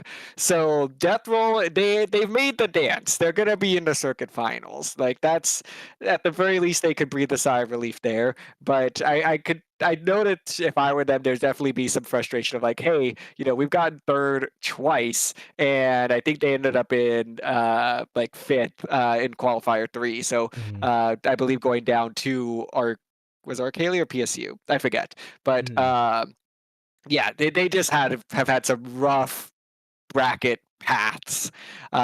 So Death Roll really on the cusp here of a breakout. I would love to see it for them, but so far it just hasn't materialized. But they did what was necessary to make it into the top 6, and that's what matters. Exactly. That's what's needed. But how about you, Dark, or if you have anything on that, chaedr? Like, do we feel like any team? I mean, the points are close. Did any team really get snubbed? Because I think MTSU and Refrunners looked really good going into it. I mean, those are like the closest runner-ups. But I'm not gonna lie, I like USF. I've done many a commentary block. I am biased. I've done many a commentary block with Inker and UCSD. I'm sure DRF has his biases, but I think they deserve their spots. I think they played pretty well, but or any, I don't know. No, I think I mentioned this last night with you, CKK, but I find it really funny how the 3 of us from the CCA have each our own biases, right? You have Florida, DRF has UCSD, and while me over here, I'm trying to rep Texas as best as I can. So for me personally, seeing Arcaley actually pull up what they did last week, well, not last week, but like in week 3, qualifier 3, I should say, pull off that victory over PSU Blue, I was like, inside, I was like, very like popping off so hard. And of course, I still got to show my respect to Daybreak overall at UT Austin. I'm close. I used to be close to some of those folks over there. I don't know if some of the friends I still have over there are still there or not, or if they graduated since then. But I still have like some sort of like kinship to Daybreak because I've seen their run in seasons past, and I'm like always gonna be rooting for them because like I may not know you guys personally at this point, but I still will root for you guys because I just have that just sort of connection. And to put bias into this, because I think we should have more bias in our lives, I think Daybreak could actually try and make a bigger name for themselves here. I think they've done like well in the past in seasons past. So I think there's definitely a shot for them to actually at least squeeze it through here in the second split. Yeah, and I think Daybreak is honestly one of those teams, and we'll get into it later once we do a little bit of. It's just the top 6 for, but Daybreak. I mean, when they went into that qualifier too, they came in saying want to win this, but obviously the giant, the David, or sorry, the Goliath that was VCU was there at their to their David, and unfortunately David didn't have their slingshot on hand today. Or that day, but like, you know, second place was really a statement win. They got out of groups in qualifier 3, but they didn't really, you know, make it that far, landing themselves a humble 13 points. But like, they've got that dog in them. They've got a longhorn in. Sorry, that's the mascot, but Yeah, you know, they've got, you know, that opportunity to really wow, especially going into this. I feel like they are definitely underrepresented. They weren't there at that call one, and they all 3 just. But yeah, I think that's everything for split 1. But that does lead us to wait. Let me pull it up real quick before I swap over it. We're gonna do a little bit of a power ranking going to split 2, our official predictions going into it. And listen, there's nothing wrong with having baseless predictions, because we will have baseless predictions, and we will hopefully, we'll see if the CCA members are watching, but hopefully they'll make fun of us for any incorrect guesses. Feel free to There's only facts here. Only facts. We know, we have the script. Yeah? The script is written. You know, we could lay it all out right here, right now. Yeah, exactly. Thank you, DRF, for bringing that script here today. But yeah, we've got the let me expand this real quick. We've got the split 2 tier list here. Done only lazy. Our first one, I made the first power ranking we've done on Splash Chat. I have to say, I went out of my way. I added all those unique little things into tier list maker, and then after that, I went into Photoshop. I imported their profiles. Nowadays, we go straight to Tier King, and what's amazing about Tier King is that I don't think there's images, are there? I think you could just type it in. Hopefully, surely we tested beforehand. Surely. No, I've done it before. I've done it on Splat Chat. God, I love doing preliminary testing of the tools that I decide to use on stream before I use them on stream. It's my favorite activity to do to ensure that my stream runs smoothly. This was our last one. This was our last one for the Sendo QC State qualifiers, or not qualifiers. There you go. Yeah, so there we go. So we got some teams here that we gotta pull up here. I could drag it out to look at the teams here. So here are the teams. I'm just gonna list the top 12, and then from there you guys tell me where you guys want to their teams that you think might be worth talking about. So we got MTSU Skyfall, 7th place. I'll say, do you want to, like, I could give you like a copy paste of all of them, and I think you may be able to mass add them. Oh my gosh, that would be nice. Let me know. Okay, while you do that, I really gotta use the restroom real quick. I'll be like a minute. Got the UCF Knights. Let me. I'll throw this into stream planning. All right. Oh, perfect. That is every Div 1 team. Wow, you just have that on hand? No, I could just I have edit access on the leaderboard, so I could just highlight, copy. Honestly, I would have fully expected you to have it on hand. I'm gonna be so for real. Yeah, exactly, right? That's what I'm thinking. Okay. Las Criaturas, they qualified. PSU Blue, they qualified. Death Roll, they qualified. Arc Haley, they qualified in UCSD. So we are left with these teams. Yeah, MTSU Skyfall in 7th, Reef Runners in 8th, Daybreak in 9th, CF Knights in 10th, Drexel in 11th, and RT Orange Ocean in 12th. And everyone else is below. But honestly, truthfully, I have some opinions about a lot of these teams. I'll try to go over some of the notes. I can't go over everything because I don't know every. You don't stream enough of Div 1 to get an overall idea. But some teams that I want to highlight before we start getting into rankings, I think we could comfortably say, top 12 look pretty comfortable. They look pretty comfortable up there, but I have some hot takes that, would suggest that maybe perhaps you might see one of these teams swap out and we'll see something else. And one of those is the Towson Tiger shirt. I think Oh yeah. I am absolutely smoking that Ori pack right now because the Head Start series has been an absolute boon. I don't even play the game, but it is premier absolute content. And they've been performing well. I mean, all things considered, I mean, they haven't missed a top cut. They've been doing well. I mean, not that, honestly, it might be harder to miss a top cut than it's very forgiving, the CCA is. But like I think they've been doing pretty well, and they have like a squad of good players on their hands. I don't know if they have much support in terms of their coaches and whatnot, but I think especially being that 13th place team, I think there's potential here. I like the team. I think there's a lot of potential here, but I know DRF and Dark. You guys said you guys were the more experts on this. Give me a team not in the top 12 that you think could possibly be argued to be put in the top 6 for Split 2. Oh. Well, the two easy ones are going to be, as you mentioned, Towson.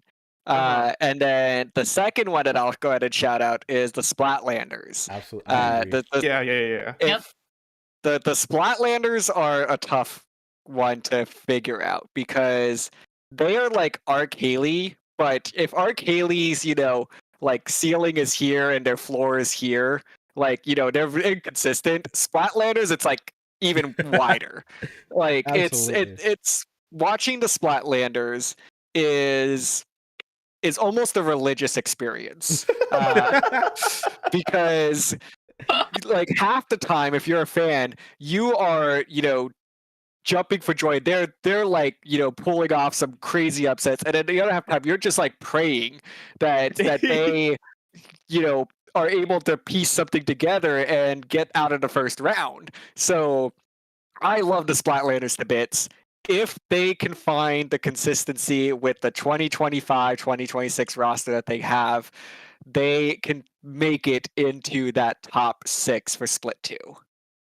I 100% agree. They were my other team, but I wanted to give the spotlight for going into that. I mean, they performed pretty well, all things considered. I mean, again, we've already talked about the top 6 in Split 1.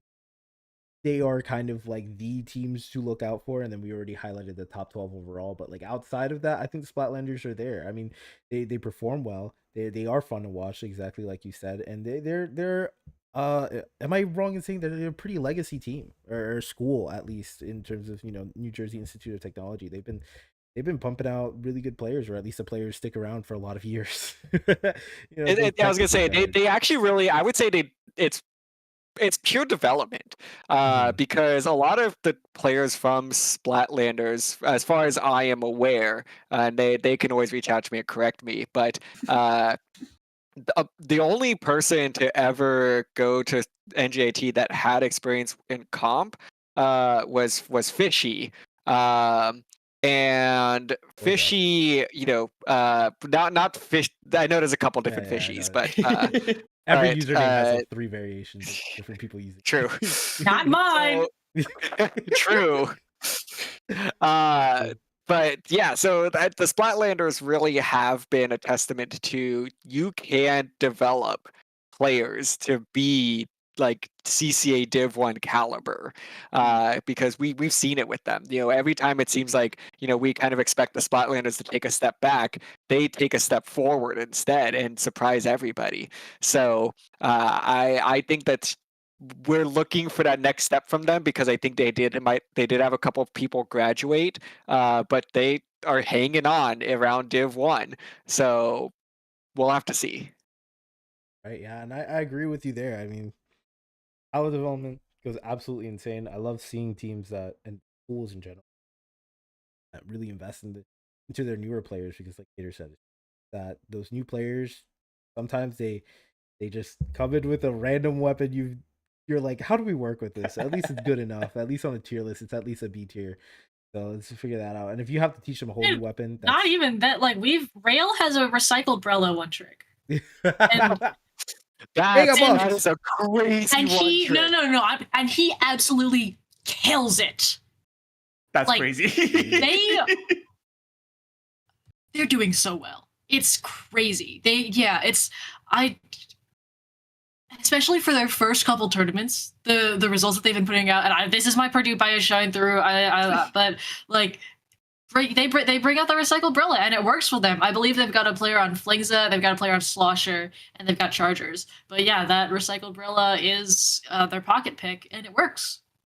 I love that, and like I said, it got buffed, so I believe in it. It did. That is true. You gotta pull it out and then show me the VOD, or put a clip, put a 3K clip. That would be crazy. I think if I tried to pull up a VOD right now, my computer would blue screen. You know what? Me too. Mine too. Mine would too.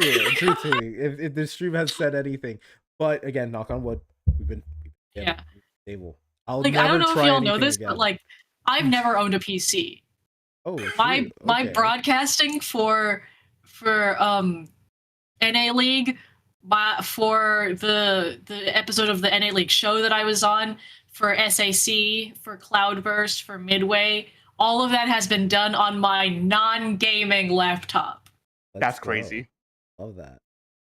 Yeah, this is proof that anybody can do it. Anybody can do it. Start today. Yeah, I started off legitimately in 2021. I started commentating with this. Oh, it's not in the front. This Blue Yeti mic. Hey, I have that. Oh my god! I have. Yeah. That's so funny. Nice. My webcam is incredibly scuffed because it's balanced on top of my laptop right now. I have a $15 microphone arm from IKEA. And in 2021, I started on my laptop that was 13.5 inches and had like an i5 in it. And so I'm, like doing this, I switched to a monitor very quickly, but I started on my tiny laptop, and anybody can do it. I applied to commentate Low Ink on a whim, and I got a DM from JPEG saying, do you want to do day 2? And I said, hello? And then after I did that, I got hooked, and I did 11 events in 14 days. I don't recommend doing that, because that is a path to burnout. I took it on a lot in a single hello. This was COVID. This was COVID year, and so I had nothing else to do, and everybody else in the scene had nothing else to do, and so I went, yeah, I can make time for a few of that. I don't do that anymore because I'm in college and I have other things to do, unfortunately. But legitimately, if you need a sign to get into commentating, to get into broadcasting, do it. Just do it. You can do it. You don't have to have the fancy microphone, although maybe something a little bit better than what DRF has right now is preferred. Well, okay. I have a Blue Yeti mic here. Yes. So I don't know. My girlfriend's been saying I need to replace my mic for a while now. So I guess that. Yeah, I can actually hear you a little bit too well. Do you think we could downgrade a little bit on that? But yeah, and honestly, if you are CCA also provides a very good place for commentators and broadcasters to start getting into the scene. Another place is broadcasting esports every play. And if you use code BEEP at checkout, we'll get you 10% off your order. No, but I was waving because I was back in at this point, almost 3 years ago. It's just been so long. CCA was where I got my start in, and it's allowed me the gateway to do a lot of the things I've been able to do today. The pathway is there. You can start out. A lot of organizations are willing to take in newer names and whatnot to get them up to speed, and you stay consistent to it. like at Riptide, I was doing day 2 on the main stage. Like, the path is legitimately, me there. too. Yeah, so it's like exactly. I want to say, like, I started from, again, just a complete whim, and now I'm on NA League, which I still have not fully processed.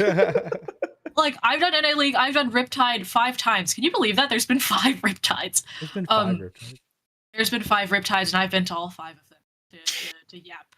But, like, legitimate, and even if you don't want to go to those larger stages, like, every single org is looking for more voices, whether it's from Collegiate or whether it's Low Ink and IPL, or whether it's Off the Dial or Dapple, which is, you know, Under Pressure. Yeah, Dapple are friends across the pond. They're especially looking for commentators. Yes, they are. I also do stuff for Dapple. It's very funny to, like, K-Bot and I were on for Triton last week, actually. And it's very funny to have, like, EU household team names and to us be like, so we're American? And like, the first time I went on for Triton, I was like, who is Frutella? And everybody else was like, what do you mean, who's Frutella? And I was like, man, I'm a filthy American. I like oil and using the Imperial system. What is a kilometer? And so, but it's but truly, it is great. And Dapple's where I started streaming as well. Again, I don't stream very much now because I'm working off of my laptop, and that is not conducive to streaming. But like, there are many experienced commentators, and also there's a full, like, broadcasters server where you can get advice on your casting from more experienced people. And also, if you're watching and you want advice, just feel free to DM me. I like helping people, but yeah, we did get a God damn it. I'm so sorry. I am sorry.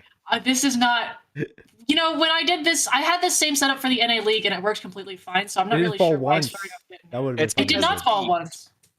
Yeah. It's because of the curse. I'm bringing the curse. It's part of the curse. It is part of the curse. I think it's gone around to all of us at this point, right? Yeah. Except Dark. No, Dark was cutting out.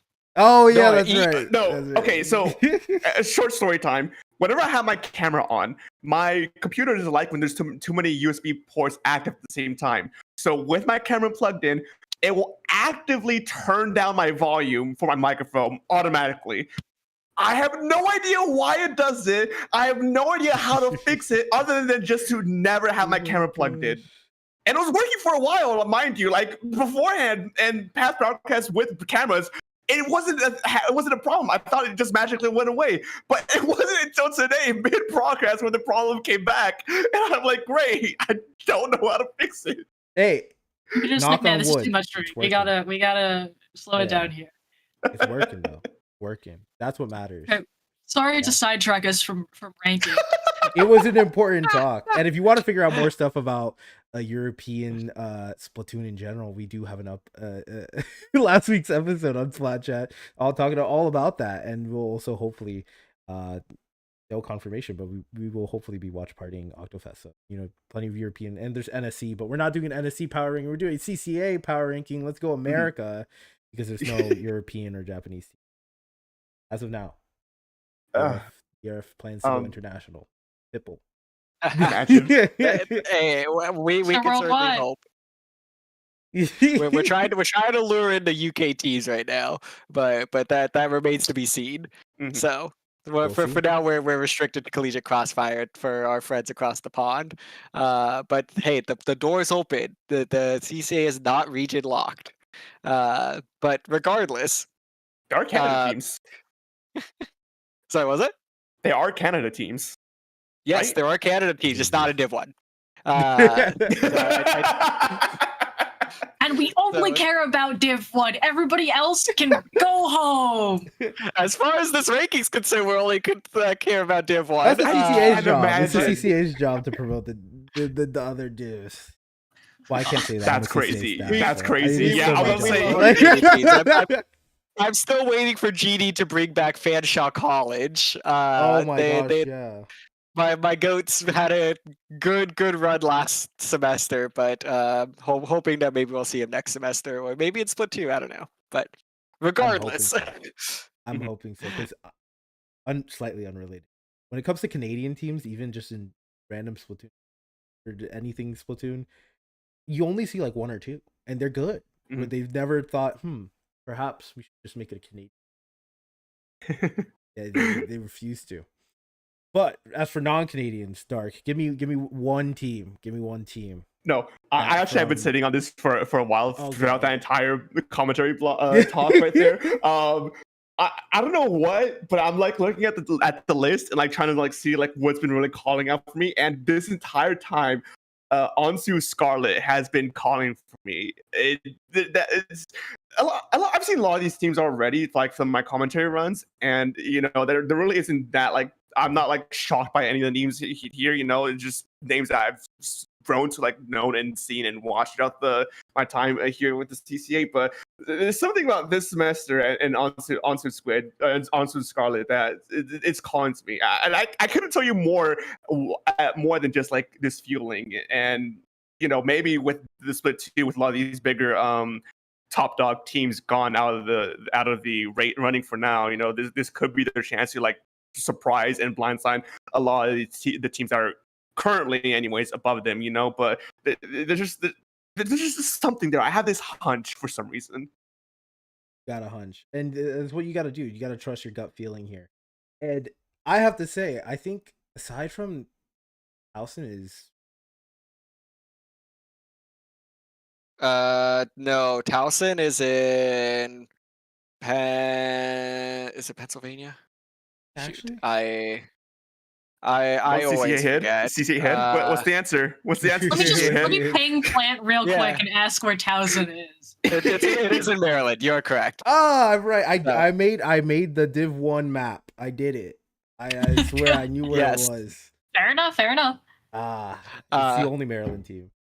Go ahead, Div 1. Is it? Well, oh. So I think as we look at Old Bay Brigade, if they were here, I think would be in this conversation. Oh, okay. Yes. They're also Maryland, but I don't think did they play? Yeah, they did play last semester, but I have not heard from them since the spring semester. So no idea. But the next team that I do want to shout out here is GT Gold. Now, GT Gold realistically should be up in that S tier. Like, I would actually propose swapping RIT with GT Gold because I think GT Gold can be that good. Now, you know, I think RT Orange Ocean, they're sitting right at that 12th spot right now, and they also have the makings of, you know, a potential breakout team. But I haven't quite seen what I've wanted to yet. They have beaten GT Gold, so they do have that going for them, and I think that this has potential to be one of those fun rivalries that we look forward to seeing whenever it pops up. Now, for GT Gold, for those of you that are uninitiated there, this is a pretty fascinating roster because we have Tacos and Taco on this roster. Tacos and Taco. Yes, Taco. Commentator's dream. Awesome. Yeah. So we have Tacos, which is, you know, like the Mexican tacos.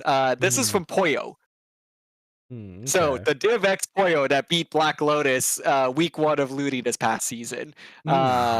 And shocked the world. So Tacos is the captain of this team. They also have Taco, who is playing under a different name that also has some good experience. They've won, you know, Squid Junction in the past. They've won Paddling Pool in the past.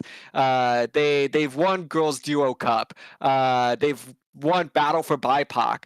Like they have some, like between these two, this is going to be a fearsome duo. Now, what makes this interesting is that they have two solid players with them in Solstice and Clodsire.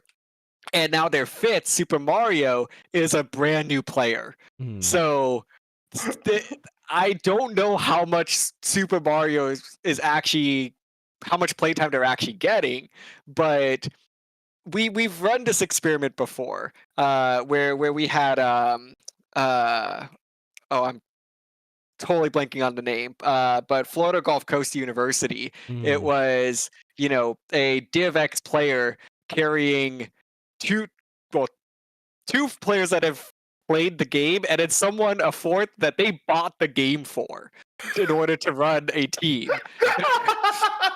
They came in fourth in Div 2 when that happened. So this is one of those where like it's not necessarily the same thing because they do have two other players that have actual game experience, and it's not necessarily just one person trying to carry them through. Like I think this is actually a more balanced roster, but it's clear that Super Mario being on this roster like is meant to be someone that they're going to have to rely on from time to time. And now when you stick a C+ player into Div 1, that creates a lot of uncertainty. Yeah, but you got to get good quick. Yeah, you really do. Listen, if you've ever wanted to go from div climbing, just have a bunch of higher div 3 other people just adopt you. That's the solution. Legitimately, it's what I've seen work for people both in and out of CCA. Like a lot of the people at Purdue have some version of the story of like, I was a casual, I was a C+, and the people at club went, okay, you're playing with us now, and now I'm wherever I am, right? Like, Stu's Carbon player Shoes was a dually player who played Carbon once at tryouts, and JG went, you're on Carbon for Stu now, and now he's like won FOD, right? Yeah. Like, I mean, I'll bring up Park, who was also a casual and now plays Tent with us. You've got like, Rail has a player that just recently attained B-, and they have been doing great as well. So it's like the propelling to the top phenomenon because you got adopted by. It's like extroverts adopting introverts. You're coming with me now, and whether you like it or not, you're here now. But it works. It works, and I'm glad that it creates these opportunities for these players.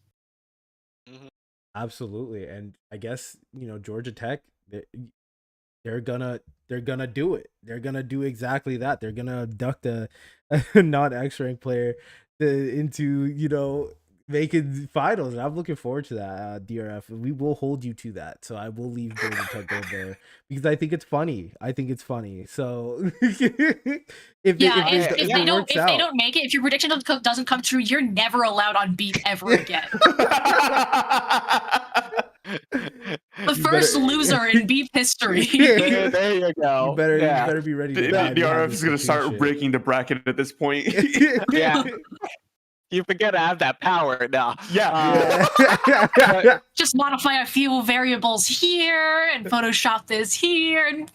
There you go. Now I would propose that we actually go to that next tier because I actually think there's a very natural break. I think, GT Gold, and RT Orange Ocean, you could interchange them. I would even maybe say GT Gold, like that might be, in a RT and GT Gold probably should lead A tier is actually what I'm going to propose because I think those 5 teams that you leave in S tier as a result, those are locks. Like there should be no surprise that those 5 teams qualify via Split 2. Now the A tier teams are going to be the 5 teams that are fighting for that Split 2 final spot. And I do think it's going to go to one of either GT Gold or RT Orange Ocean, but I'm leaning towards GT Gold.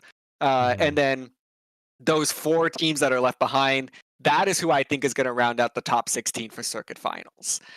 So that's why I think there's a very clear cut right now where we can now go into our B tier of who could suddenly come up and surprise us and maybe steal a spot in the Div 1 playoffs.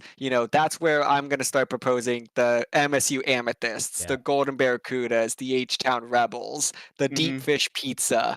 I think that realistically, those next 5 teams that are listed there all have a case as a bid stealer. Yeah. I will say, again, this is once again Florida bias, but they haven't shown us anything. FSU did show up to one qualifier. Obviously, they were in a group that automatically, everyone went into the top cup, but they didn't end up last. I mean, they had some pretty hefty competition in the top 2 for their group, but I think they have potential. Their players are pretty good. They're around, hover around Div 4 to Div 2, some of them at least, and in the wider Splatoon scene. So I think they have some potential. They just haven't shown up to these events to really show up. I mean, I think if I were to put it into this B tier, it'd probably be towards the bottom because I do need them to show up. I need them to show up to the event because if they end up if I end up putting you in B tier, then you don't show up to any of the events. I look silly here. Yeah, no, I certainly agree with that as well because FSU has been Long Beach Gold, so I would even put maybe them in over Long Beach Gold right now because Long Beach just they've been showing up, but they haven't gotten any notable results yet. They just haven't been able to break out of that first round. It's similar to Ansu Scarlet. I know that Dark brought them up. They only showed up in qualifier 1. They haven't shown up in 2 or 3. They looked okay. They got a bad draw against PSU Blue in round 1, but I'm okay leaving them in that A tier because we know what their history is. They do have more so of the makings of a team that can sneak in. But I do think that Scarlet's a little bit shaky in that A tier, but I would put FSU and CSULB Gold similar level to Ansu, but they could both hang around in the B tier right now. 100%. I mean, I also need Deep Fish Pizza to show up. Honestly, a lot of the teams towards this bottom of this power ranking, I'm not gonna lie to you, a lot of them just need to show up. Yeah. Play the play the game. Play the game, please. Yeah. No, it's like it's so funny because like I recognize like all of these teams solely on the commentator side, and I know that they have maybe to like do work, but it's just this past qualifier, I just haven't heard much of anything from them. Whether they just got knocked out early before the bracket, or just knocking out in round 1, or just flat out not playing at all.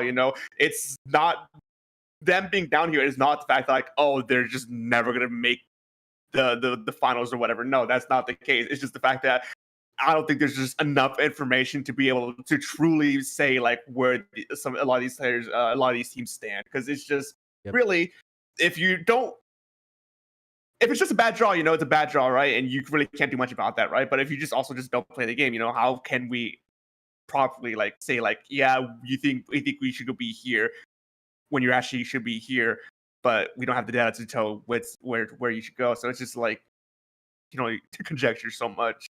Yeah, and you got to show up to prove us wrong, and that's where I think for now, at least when it comes to the UConn and Husky and Smash Brothers, they've only showed up to one event, and for all intents and purposes, they either got grouped or they got round 1'd. So I think I'm pretty confident putting them here. I mean, it's either not enough info, or you got to show up next event and actually like at least make round 1 of Top Cut or round 2. I think there's potential here. I'm not too familiar with these teams personally, but like I think there's potential here. I mean, if they show up and show us something, or split 2 is the time to show up. I mean, unless there are teams with the strategy of, I'm not going to show anything all semester. I'm going to show up for LCQ.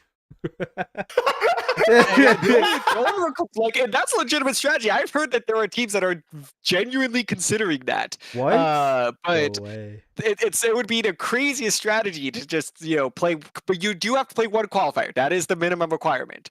Okay. So you have to play in at least 1 qualifier. But I don't know. If any team actually does it, I will be kind of surprised because it is a ballsy choice. But I don't know. Not my team. Not my team. Yeah, not my team. Not my monkeys. Exactly. Yeah. And honestly, like, not my circus, not my monkeys. Like, not my team, not my players. Yeah. Yes, exactly. Yeah, not my circus, not my monkeys. Y'all can do what you want. It is your circuit. Yeah. It's not your circus, though. Exactly. Yeah. So I do think that all of those teams, HLG Blue Coyotes, Black, TMU Maroon, I think they all kind of go together with UConn Huskies, Smash Brothers. They're kind of struggling to make it into that top 16 in these events. There's a case for them to, I think some of them are actually interested in maybe moving down to Div 2. So I would even throw out just a couple of quick wildcard picks here, because Div 2, I mean, dynamic divisions is a thing. Like we are going to see some Div 2 teams move up and try to compete with these Div 1 squads. And the top of that list right now is WPI Grisco Workers Union. I advocated for them to be in Div 1 from the start of the season. I lost that battle, and I am ready for WPI to prove me right. It's a shame that we haven't seen them truthfully so far in the event. I was obviously expecting to see a little bit of WPI, but it looks like we might see them because they've been topping the charts. I mean, we've seen them. They've just been in Div 2 all of Split 1. Like they won 2 of the 3 qualifiers, and I think came in 2nd or 3rd in the other. Like the Grisco, they're fully qualified for. Div 1, yes, in my opinion. You are right, Chaedr. The resume says Div 1, and they need to be there. So give me WPI Grisco Workers Union. They realistically could be in that B tier because I think they can be a bid stealer. I 100% want to throw that in there. Yeah. Yes, please. Like I can't confirm. We haven't done formal discussions yet about who is moving divisions or anything like that. But I am going into that meeting advocating for WPI Grisco Workers Union to be in Div 1 and B tier. No, and I'm willing to back that. I don't disagree. I like an adventure. I think they have potential for that. I think they do. I was too far away from my mic. I just realized, but I was getting a little too comfortable. But it seems like we have a lot of our teams here. I think we have a lot of our teams here. But one thing I want to figure out, we at least have to order the S. And I'm gonna go out on a limb, and I want you to feel free to disagree with me. Listen, MTSU Reef Runners, they're incredibly consistent. But none of them have hit 2nd place. Like, I think, I mean, I know Daybreak, they did not, see the light of day very far into the bracket on that 3rd qualifier, which I would say arguably was probably... They had the toughest quadrant. Yeah, they had the toughest quadrant. I think it's a single elimination. So once you're in that top cut, it's like you kind of have to have either a lucky, bracket, or you just have to be the best team there.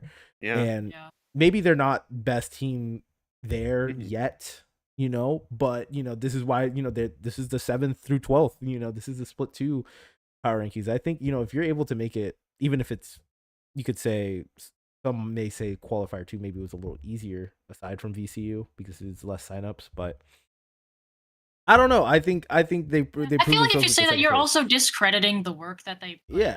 Exactly. Like, I understand that, like, brackets can be lucky and your draws can be, but it's not the deciding factor in where a team. Exactly. And that's why I think Daybreak's got it. I mean, they showed themselves to be, going up, and I think they went 0-3 against VCU, but who isn't going 0-3 versus VCU right now? So yeah. I don't know. Feel free to disagree with me, but I think Daybreak, just for that one showing, is I think, I don't know, they're showing a lot of promise. I was like, where did this team come from? One of the newer ones. Whoa.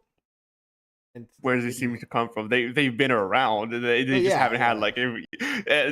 I'll say this before. I'll say this because I'm a big shooter for the Texas schools. Daybreak, I got your back no matter what. I believe in you guys. Yeah, exactly. And I meant more so like in terms of the season. So they weren't there for the qualifier 1. I think they were one of the few schools that showed up in qualifier 2 besides FSU. So it's like, where were you guys week 1? Oh, probably dodging the mess up with Sendo.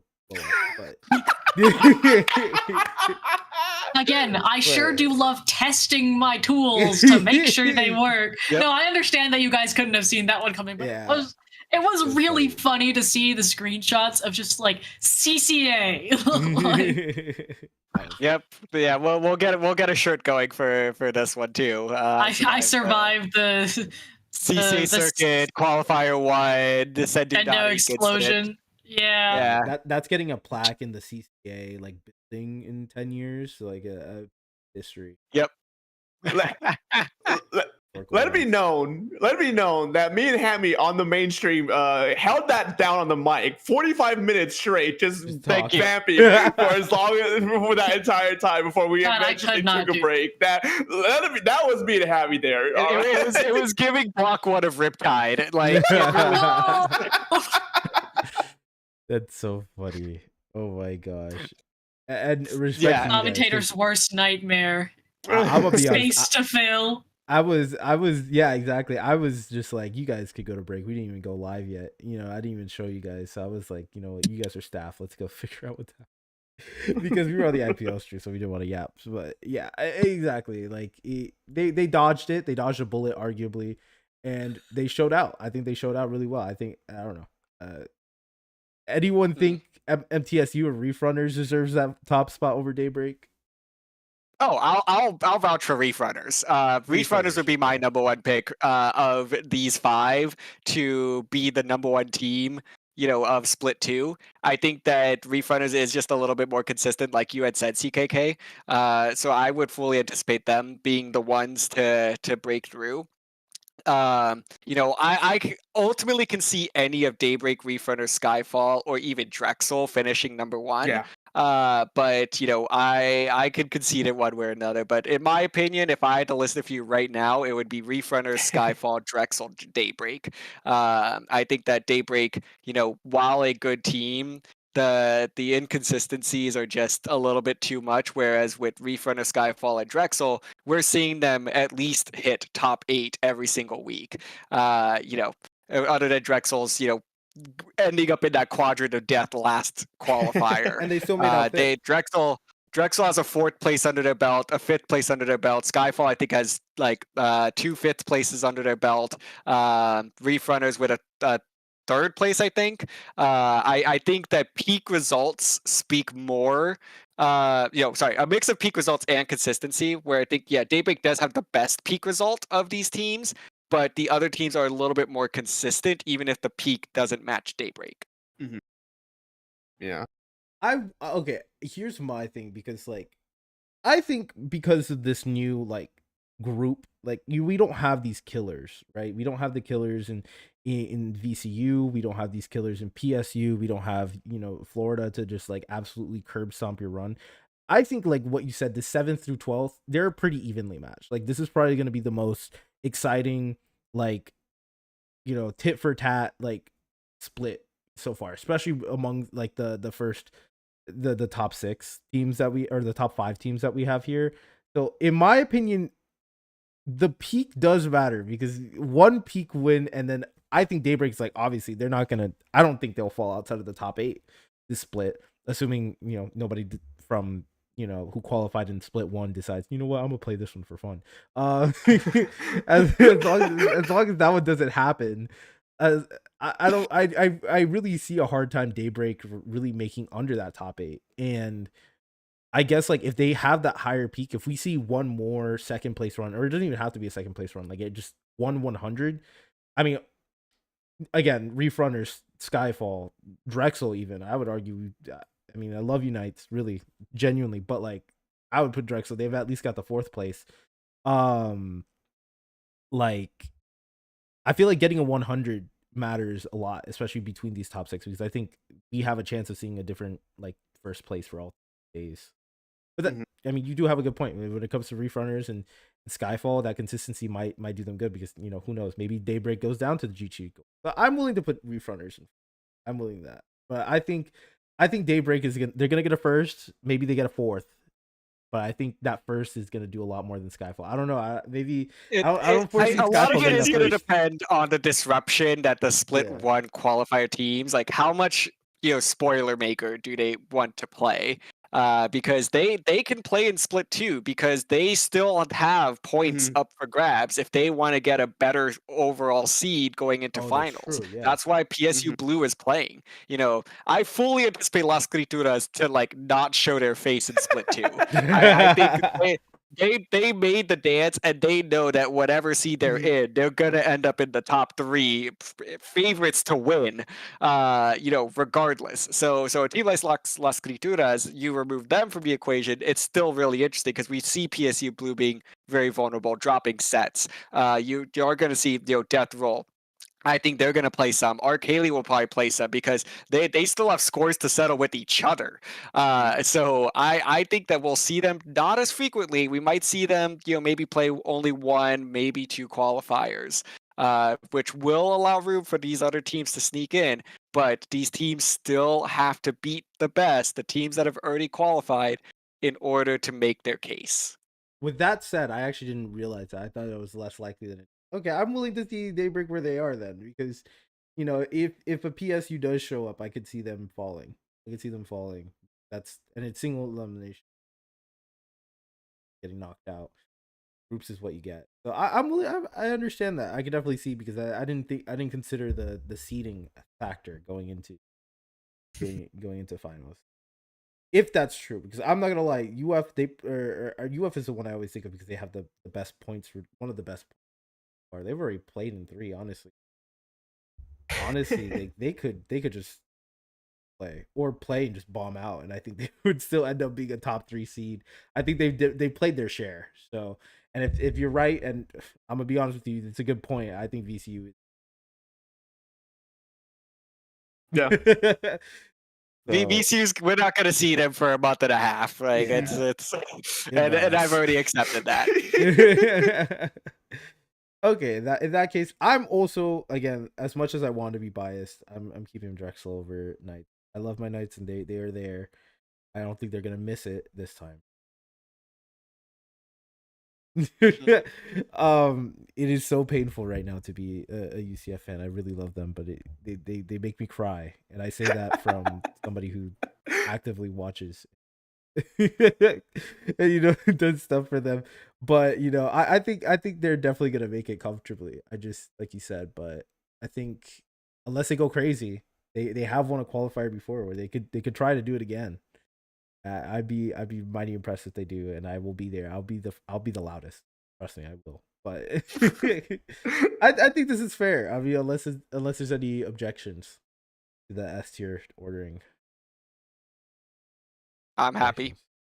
I'm happy. All right.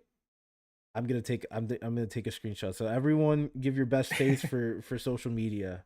But let me scroll. Let me zoom in a little bit more. Yeah, I'm also gonna rest in peace, my mic.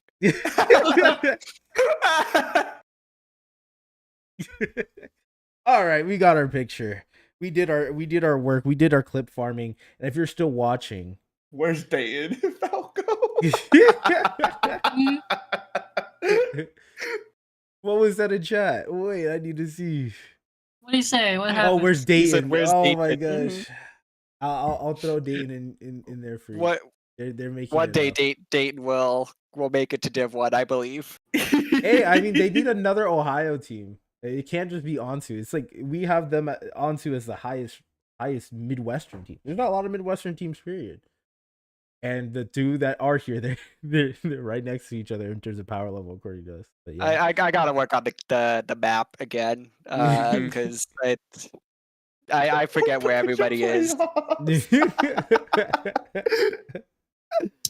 But yeah, that'll be it for Splat Chat episode 22, or Collegiate episode. Next episode, we'll be going back to the land of NA League. We'll be doing our power rankings for that, since after this weekend, we'll be halfway through the league. So we got to start putting in our bets on who we think is going to be, really, doing some damage going into the rest of the league. But once again, thank you so much for watching. Make sure to like and subscribe if you've watched this far. And thank you so much for sitting with us through all of our technical difficulties. I hope we made you laugh whenever you could see us. But with that being said, we could go down the line before we sign off. I've been CKK with Broadcasting Esports Every Play. Feel free to check out anything Beep related at broadcastbeep.com, or check us out on our socials, Broadcast Beep or Broadcast Eep, where we could not get the Broadcast Beep handle. But with that, they're all sleeping over there. Broadcast. Yeah, exactly.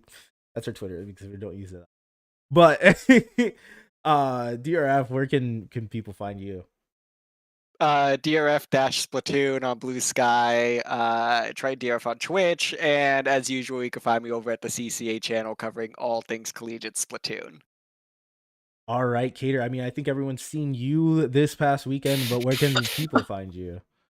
Well, you can find me, funnily enough, on Nintendo of America talking about the league, and also on the North American show where I do some trivia with a couple of my fellow commentators. You can also find me on Blue Sky at chaedr.bsky.social where I do art and also run around and commentate and TO a bunch of other things. And yeah, I think you can find me also often on Dapple and IPL streams where I've been commentating and streaming a lot recently. So yeah, all over the place behind the mic. Alrighty, and last but not least, Dark, where can we find you for more riveting CCA insights? Well, you can find me on most social media websites at spfdark, where I repost random nonsense from time to time. I stream occasionally, but more often than not, you most likely hear my voice time and time again across the multiple organizations we have here in the scene. CCA for the most part, but I also do a lot of stuff for IPL, that Productions, Under Pressure. I am literally all over the map, But on top of that as well, for those of you who might have missed it a few weeks ago, I also just announced our first North Carolina LAN, Don't Flounder at the Function. That's coming up in January soon. We'll have more info coming out to you soon, so keep an ear out for that. I'm very much excited to be part of that.